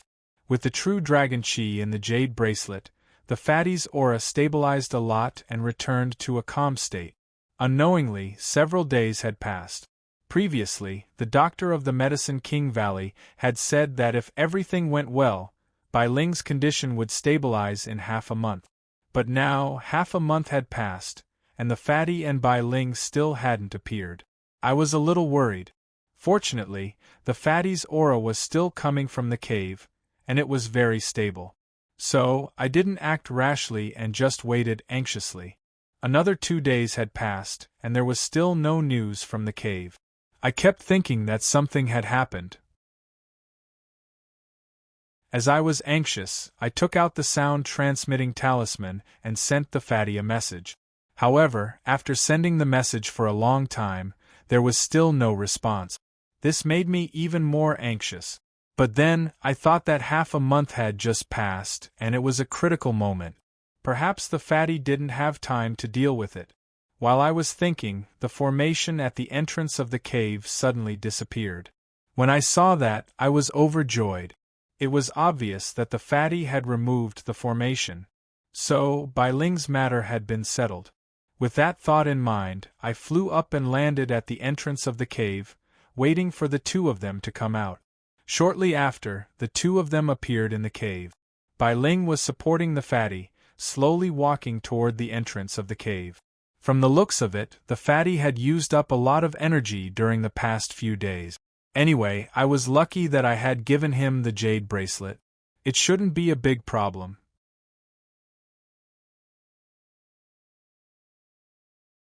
Chapter 842. From their affectionate looks, it wasn't difficult to understand that the two of them had already untied the knot in their hearts. It seemed that the fatty's efforts were fruitful. I was gratified that he could have such a good fate. Since that was the case, I brought the two of them back to the village. Since then, the matter of the Medicine King Valley had been completely resolved. However, I wasn't used to the sudden leisure. However, the fatty's injuries hadn't healed yet, so there was no need to leave in a hurry. After a few days, the fatty had finally recovered, and Bai Ling had also fully recovered. Recently, the two of them had been going in and out together. Their words were filled with love, as if they were a pair of immortal lovers. Looking at the fatty's appearance, it would be too cruel to let him leave with me. With that thought, I gave up on the idea and planned to leave alone. I found Bai Ling and told her about my intention to leave the Medicine King Valley. After hearing that, she looked a little confused and asked if I had anything else to do. I was stunned and pondered for a while. It seemed that there was nothing urgent to deal with, but I wasn't used to being so idle here. After hearing my words, Bai Ling didn't know how to persuade me, so she quickly gave the fatty a look. The fatty naturally understood. He moved in front of me and said softly, "Third baby, since you have nothing to do, why don't you stay here? It's not easy to have some free time, so it's good to stay here and look at the flowers and plants. Moreover, the Medicine King Valley is rich in spiritual energy, so it's very suitable for cultivation." The fatty's words made sense. Ever since I had advanced to the Yang God Celestial Master rank, although my strength was much stronger than before, I was still far from being able to save Tao Wu. It hadn't been half a year yet. If I returned to the Fire God Temple, I wouldn't be able to see Tao Wu. Suddenly, I really had nowhere to go. It would be better to listen to the fatty's words and stay in the Medicine King Valley to cultivate. However, although the Medicine King Valley was rich in spiritual energy, it wouldn't be of much help to me.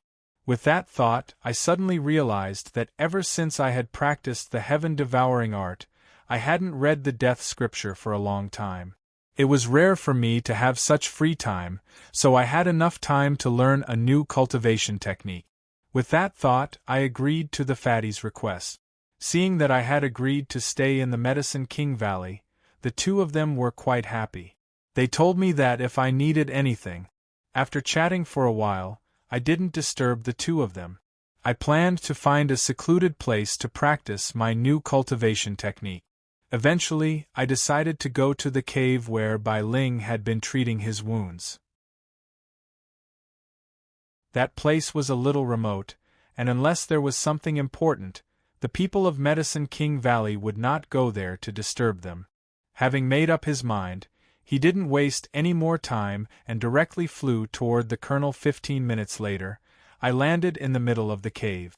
I was just standing outside the cave earlier, so I didn't know what was going on inside. Now that he looked at it, the cave seemed to have some craftsmanship. It was obvious that the people of the Valley of the Medicine Masters had specially excavated it. However, the cave was very obvious and there was nothing special about it. It was unknown why this place was specially chosen as a place to recuperate. I was extremely curious and didn't immediately start cultivating. Instead, I wandered around the cave. I made a new discovery after this trip. At the end of the cave, there was a smaller space. The walls here actually had Nangong's aura. Not only that, but there was also an aura of Dao Qi. These two auras were very weak, and with my strength, if I didn't pay too much attention, I would have easily ignored them. What puzzled me was that this was the territory of Medicine King Valley, so it wasn't difficult to understand why Nangong's aura was in this cave. Perhaps he had also been treating his wounds here. However, it was a little strange that there was a Taoist aura in this place. Previously, the fatty had brought Bai Ling here to recuperate. If this aura was left by the fatty, then it was understandable. However, the fatty was always by my side, so how could I not know his aura? Moreover, with the fatty's strength, even if the aura he left behind was weak, it would still be detected by me immediately. Moreover, this Taoist aura seemed to have been here for a long time, almost the same time as when Nangong had arrived. Could it be that that person had a grudge against Nangong and was chasing him here? This thought suddenly appeared in my mind, but was immediately denied by me. Nangong had always been a meticulous person, and it was difficult to find his traces. Since I knew him, I had never heard of him having a grudge against anyone. Moreover, Nangong had previously said that this Medicine King Valley was the only remaining branch of the sorcerer tribe. Even if he was being chased by an expert, he would definitely not be lured here, or else the sorcerer tribe here would have been destroyed long ago. Thinking of this, I suddenly had a strange thought. Could it be that Nangong had made a deal with that person, and that was why he had specially brought him here? However, the world was so big, so why did Nangong bring him to Medicine King Valley, and even choose this cave to recuperate in? Could it be that there was something special about this cave? The thought in my mind wasn't without foundation. Previously, I was wondering why the people of Medicine King Valley dug a cave here, but I'm sure it wasn't just to find a secluded place to recuperate. However, I had already been here for a while, and other than the 2 auras on the wall, I didn't find anything else. Since this place was dug by the people of Medicine King Valley, I would have to go back to the village to ask if I wanted to know more. Right now, I was very concerned about anything related to Nangong. Although he had already told me what he was planning, there were still many things that he hadn't told me. Moreover, when I had returned to the Fire God Temple, I had learned from Shang-Chi that everything that Nangong had planned was under Emperor Ku's control. This meant that in essence, Nangong and I had the same fate. We were both pawns of the ancient people. Although this was our fate, how could I not want to know what was going on? However, Shang-Chi would never tell me the reason. If I wanted to find the truth, I had to start from Nangong. Thus, the current situation really made me curious, and I wanted to understand it clearly. Having made up my mind, I didn't stay here any longer. I turned around and flew out of the cave, heading back to the village. When I returned to the village, I saw the fatty and Bai Ling walking up the mountain hand in hand. They seemed to have noticed me, and immediately stopped and looked at me. After I landed, they walked over and asked me where I had been. I was quite anxious about the cave, so I didn't pay attention to their words. I asked Bai Ling if she knew the origin of the cave. When Bai Ling heard me suddenly ask about it, a trace of doubt flashed across her face.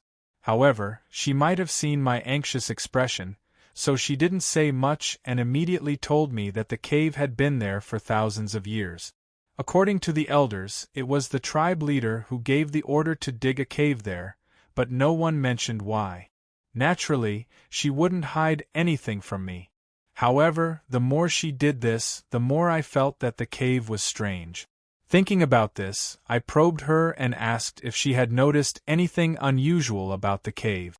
Unexpectedly, she had a dull expression and looked at me while shaking her head. Her reaction was understandable. The Medicine King Valley had been in seclusion for thousands of years, and some of their thoughts were already deeply ingrained. Questioning the elders was disobedience, so she definitely wouldn't dare to offend them. This was something that I had neglected previously. It seemed that the people of the Medicine King Valley wouldn't know what was special about the cave. However, I had learned about everything from the tribe's ancient books. Since ancient times, some important matters wouldn't be told orally, but recorded in writing to preserve them for thousands of years. In this way, I might be able to find information about the cave in the tribe's ancient books. Thinking about this, I told Bai Ling what I was thinking and asked if I could go and read the tribe's ancient books. After hearing this, Bai Ling didn't immediately respond, but held her chin with one hand, as though she was weighing in her heart. The fatty at the side also seemed to see that this matter was very important to me, but he didn't persuade her. Perhaps he could understand like me that the tribe's ancient books could be said to be confidential, and even the tribe members couldn't casually flip through them. Although I had the identity of a saint, I wasn't a member of the witch tribe. If I were to casually flip through them, I was afraid that many secrets would be revealed. However, if I used my identity as a saint to pressure her, Bai Ling wouldn't say much. However, if I did so, I was afraid that it would hurt the harmony between us. At that time, I would be in the wrong in front of Nangong. After a while, Bai Ling still didn't respond. It seemed that this matter was indeed a little difficult for her. Seeing this, I could only take a step back and indicated for her to send someone to check it out. If there was any relevant information, she could just inform me.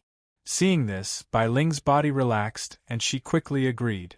Then, she excused herself and left, telling me to give this order to the others. After she left, the fatty came to me and thanked me in a low voice. His words surprised me, but I immediately understood. Perhaps he was thanking me for not making things difficult for Bai Ling, considering the friendship between the fatty and me. He didn't need to thank me.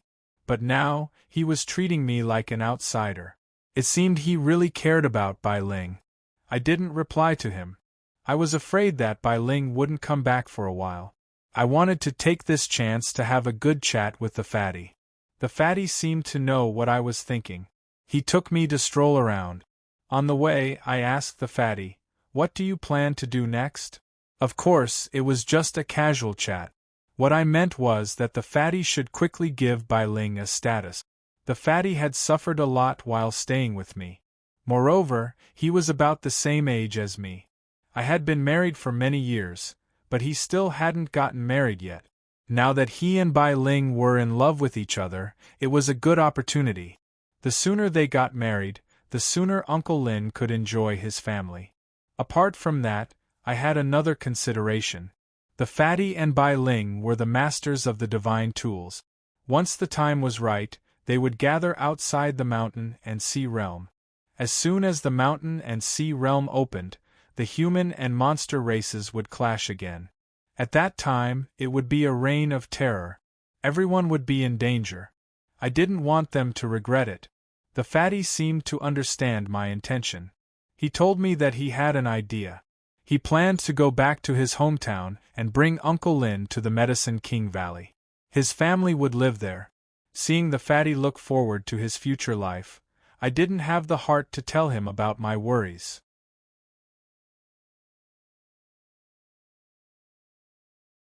Chapter 843. Hearing that the fatty had his own plan, I didn't ask further. I just wished them well in my heart.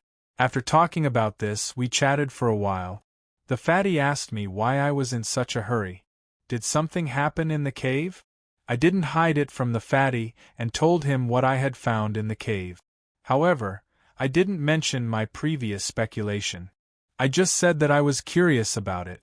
It wasn't that I wanted to hide it from the fatty, but it was too complicated.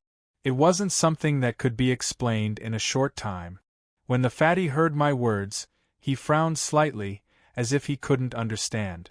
Just as he was about to ask something, Bai Ling hurriedly rushed back. Seeing her come back, I got excited and waited for her answer. Unexpectedly, when I got closer, Bai Ling had an apologetic expression on her face. After calming her breath, she told me that when she went back, she asked the people of Medicine King Valley to flip through all the ancient books, but they couldn't find any information about the cave.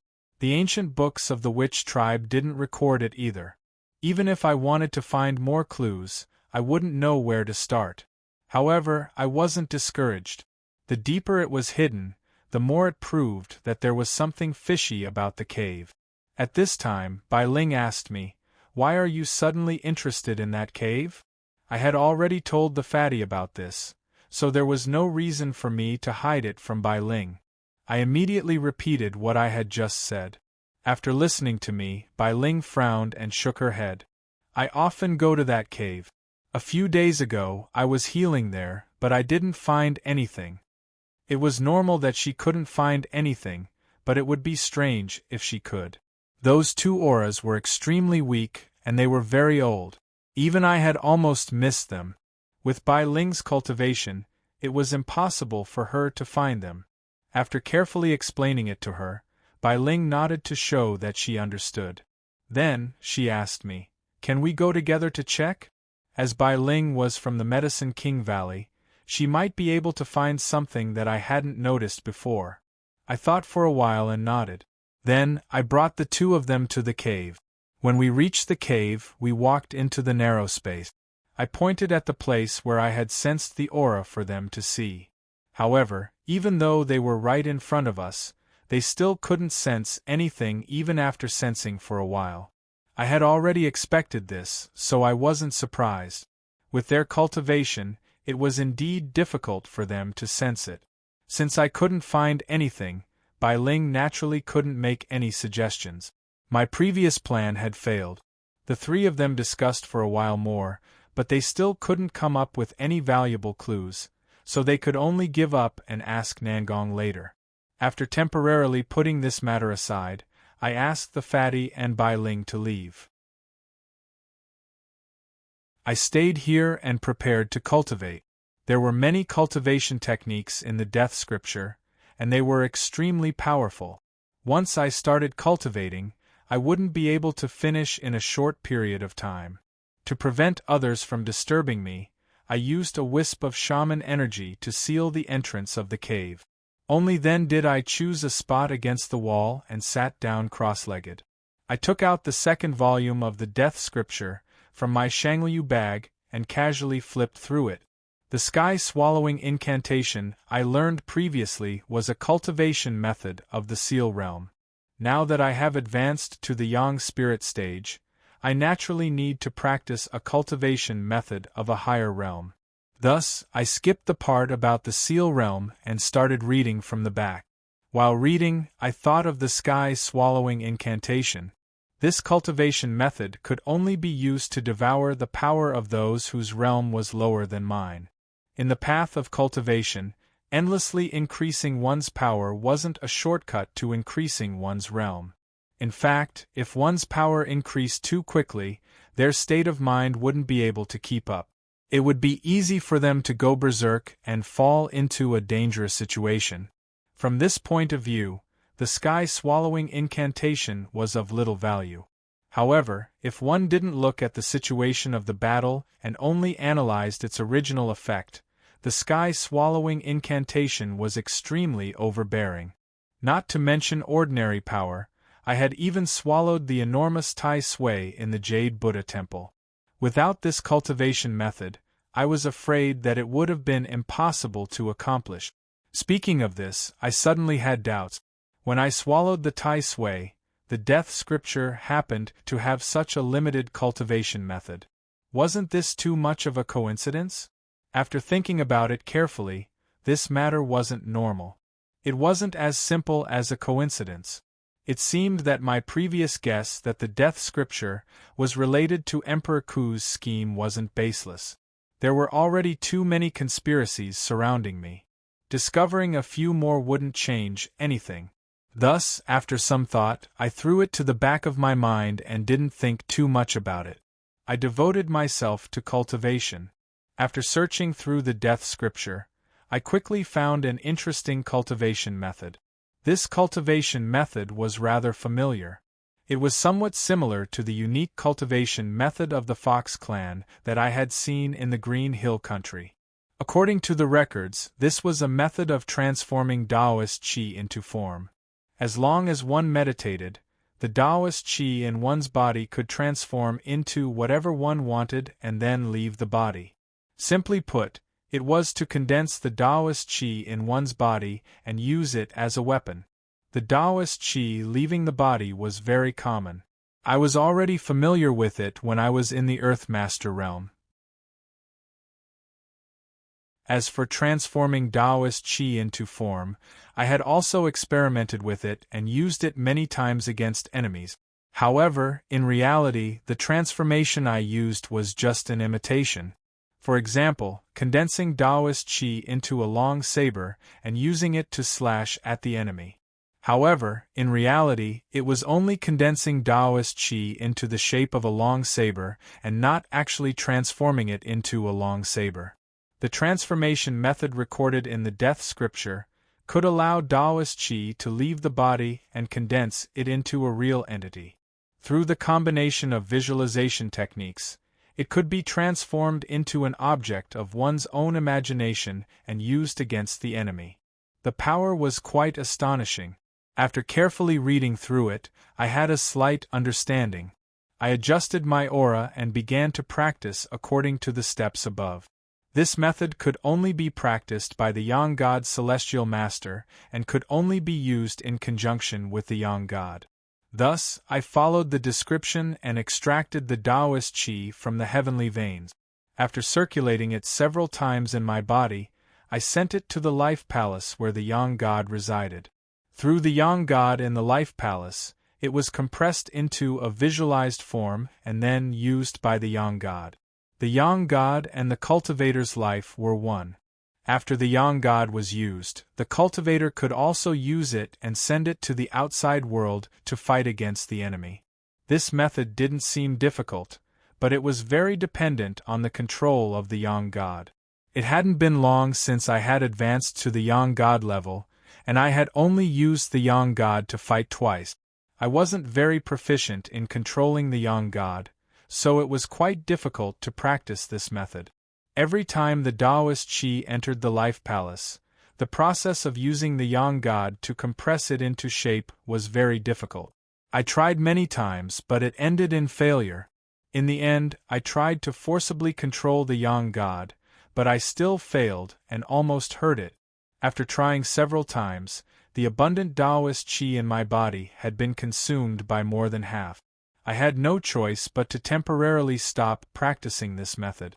After sitting cross-legged and thinking for a moment, I remembered that when I was browsing the death scripture, I had seen a cultivation method to temper the Yang God.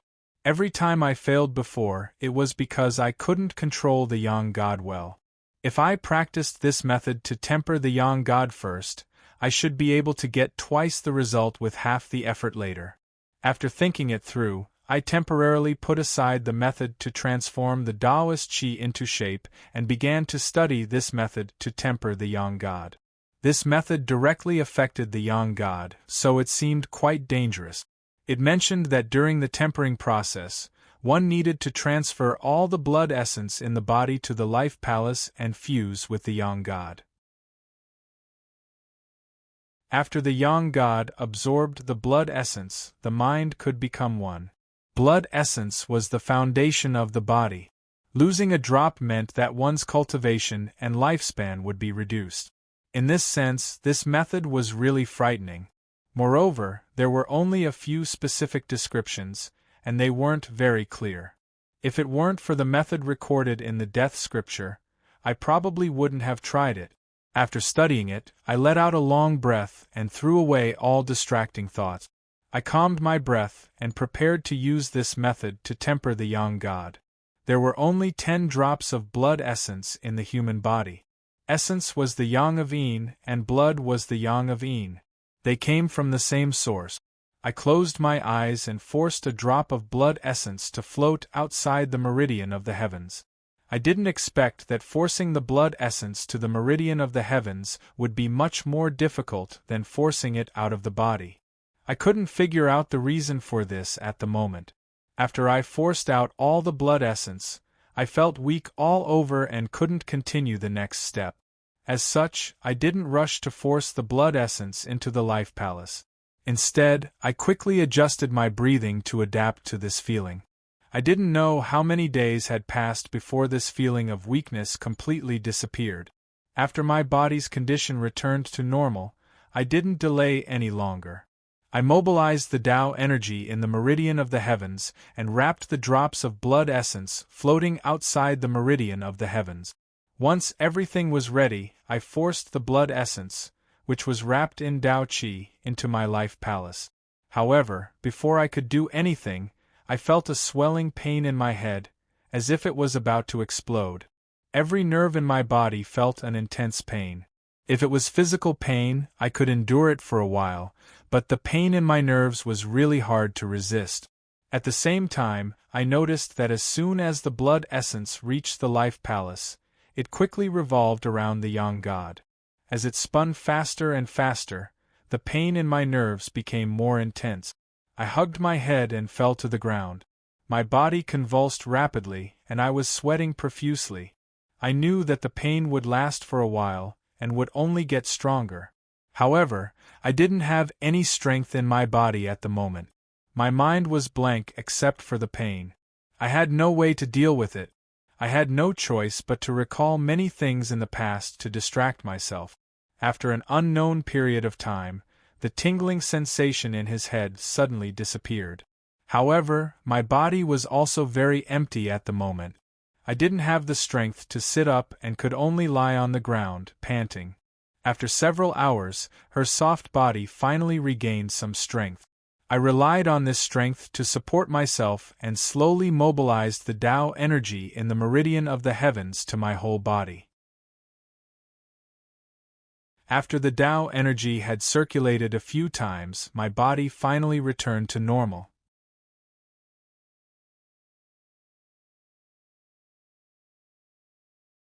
Chapter 844.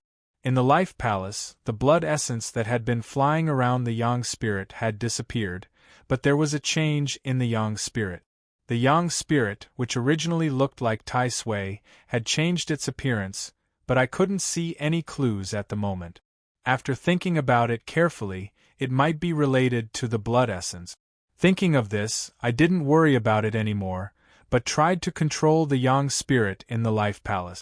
I had to say that this method of refining the blood essence was really extraordinary. I could clearly feel that my understanding of the Yang spirit had deepened a lot. It could understand my thoughts, and it was no longer unfamiliar with it. In this way, I was fully prepared for the transformation of the Tao Qi. I was overjoyed and didn't delay any longer. I immediately used the transformation of the Tao Qi. I used the Yang spirit in the Life Palace to condense the Tao Qi into a solid form and pushed it out of my body. After a while, a light yellow ball appeared in my hands. At the same time, I felt a sense of separation from my body, but I didn't care too much about it and directly threw it out of the cave. In the blink of an eye, I heard a loud bang and the whole cave shook. When I looked carefully, I found that the barrier I had set at the entrance of the cave had been broken. Seeing this, I was quite happy. This technique was really powerful. With just a simple blow, it could disintegrate the barrier set by the Yang God Celestial Master. At the moment, I had just learned it and couldn't fully display its power. If I could master it, I might be able to fight against the Yang God Celestial Master. Thinking of this, I didn't care about my body's exhaustion. I held the jade bracelet tightly and kept absorbing the true dragon qi to restore my strength. After about a few months, I was quite proficient in the transformation of the Tao Qi. However, due to my low cultivation, I still couldn't use its full power. Even so, if I met a Yang God Celestial Master in the future, I would have a way to save my life. I had originally planned to continue cultivating here, but after counting the days, the half-year period between me and Tao Wu seemed to be approaching. Thinking of this, I had to put it aside for now. After all, meeting Tao Wu was the most important thing. As such, I didn't linger in the cave any longer and walked out. As soon as I came out of the cave, I saw that the bottom of the mountain was in a mess, and the ground was full of holes. Seeing this, I was a little suspicious. Could it be that there was a fight in the Medicine King Valley? However, in the blink of an eye, I realized that the scene before me was the work of the transformation of Taoist Qi. Fortunately, I chose this remote place. If I stayed in the village, with the power of the Qi transformation technique, I'm afraid the entire village would be uprooted. Thinking about this, I couldn't help but grin. I happily flew towards the village. From afar, I could actually feel Uncle Lin's aura. It seemed that I had been gone for quite some time. The fatty had already brought Uncle Lin over. This meant that he and Bai Ling's wedding was near. As I thought about this, I became excited and sped up, heading toward the village. After a few seconds, I landed steadily on the ground. At this time, the people of the Medicine King Valley were busy cleaning up some dried herbs. When they saw me return, they immediately stopped what they were doing and saluted me. I waved my hand, signaling them not to be too polite.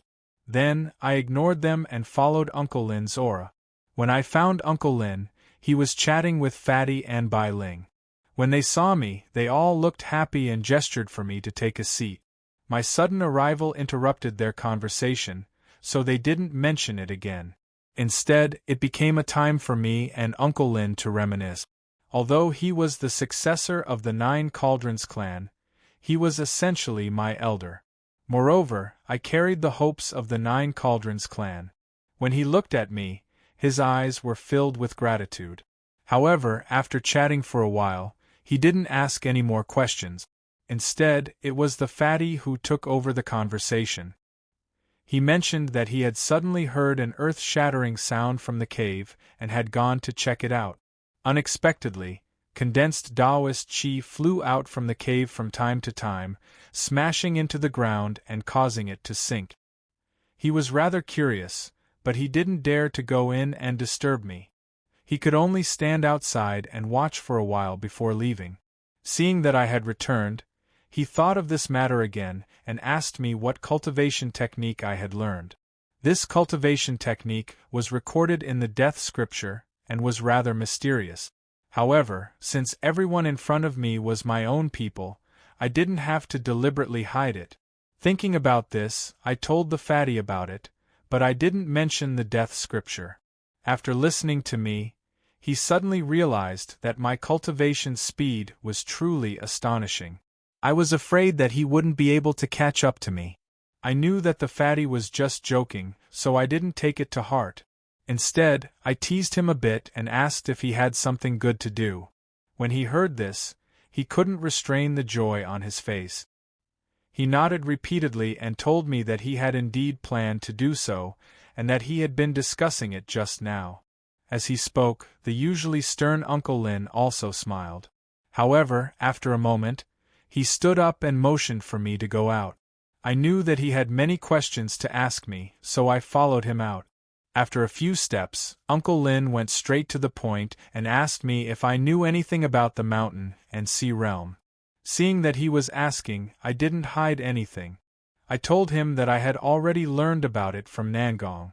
After listening to me, he nodded slightly and didn't say anything. However, when he mentioned the mountain and sea realm, I thought of something. Earlier, Nangong had told me that he was the one who planned to open the mountain and sea realm.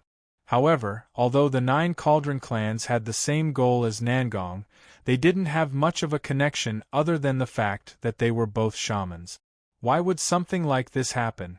After thinking about it for a while, I had a guess. Perhaps the 9 Cauldron clans were arranged by Emperor Ku. However, that didn't seem logical. Emperor Ku was a descendant of the Yellow Emperor, not a shaman. Even if Nangong's plans were all within his grasp, he still couldn't mobilize the shamans to do things for him. With that in mind, I asked Uncle Lin, who arranged the 9 Cauldron clans? Naturally, he knew what I meant. He turned around and looked at me for a long time, not saying anything. After a while, he sighed and told me that the ancestor hadn't mentioned this matter. However, he had indeed discovered some clues over the years, but those clues weren't enough to make a deduction. In that case, the 9 Cauldron clans had been arranged by someone. However, I was very curious as to what clues he had discovered. Uncle Lin seemed to know what I was thinking. He told me that this matter might be related to the ancient war. However, he didn't say anything else. His words startled me. I had never thought about the ancient war. However, now that I heard him talk about it, I couldn't find any connection. Although I was curious and wanted to ask Uncle Lin, it seemed that he didn't want to talk to me. I could only keep my curiosity to myself. However, after hearing him mention the ancient war, I thought of someone. Back in Chio's tomb, I had the 4 words natural-born saint. In another place, we had used the 9 cauldrons to enter Chio's tomb. In that case, the 9 Cauldron clans were related to the sacrificial evil spirit.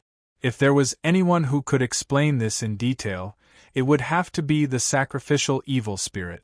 With that in mind, I didn't continue asking Uncle Lin. I planned to ask him the next time I saw the sacrificial evil spirit. When Uncle Lin saw that I didn't reply for a long time, he looked up at the farmer god cauldron in the sky. Then, he softly said to me, "You can't stay here any longer. You have to quickly increase your strength. I feel that the mountain and sea realm will open soon." I understood what he meant.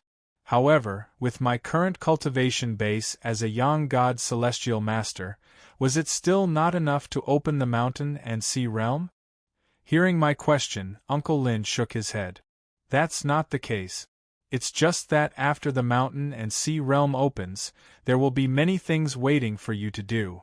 I'm afraid you won't have much time to continue cultivating. Although Uncle Lin's words were vague, I could guess what he meant. Perhaps he was referring to the chaos of the demon race after the mountain and sea realm opened. In that case, it made sense for him to be so anxious. Right now, I had enough time to increase my cultivation base. However, there was no Tai Sui in the Medicine King's Valley. Staying here would be a waste of time. However, the only Tai Sui I knew of was Xiao Jin. He had long since disappeared, so it would be difficult to find him. After thinking about it over and over again, I finally had a goal. I planned to go to Wanwu Paradise. Back in Wang Can's father's mansion, I had seen a strange spell formation that could transform true dragon qi into shaman qi. Moreover, there were 4 true dragon veins in Wanwu Paradise, which would be of great help to increase my strength. Since I had made up my mind, I didn't think too much about it. I told Uncle Lin my plan. However, I also mentioned that I wanted to attend the fatty's wedding before leaving. Unexpectedly, after hearing my plan, he shook his head and said, "You have a heavy responsibility on your shoulders.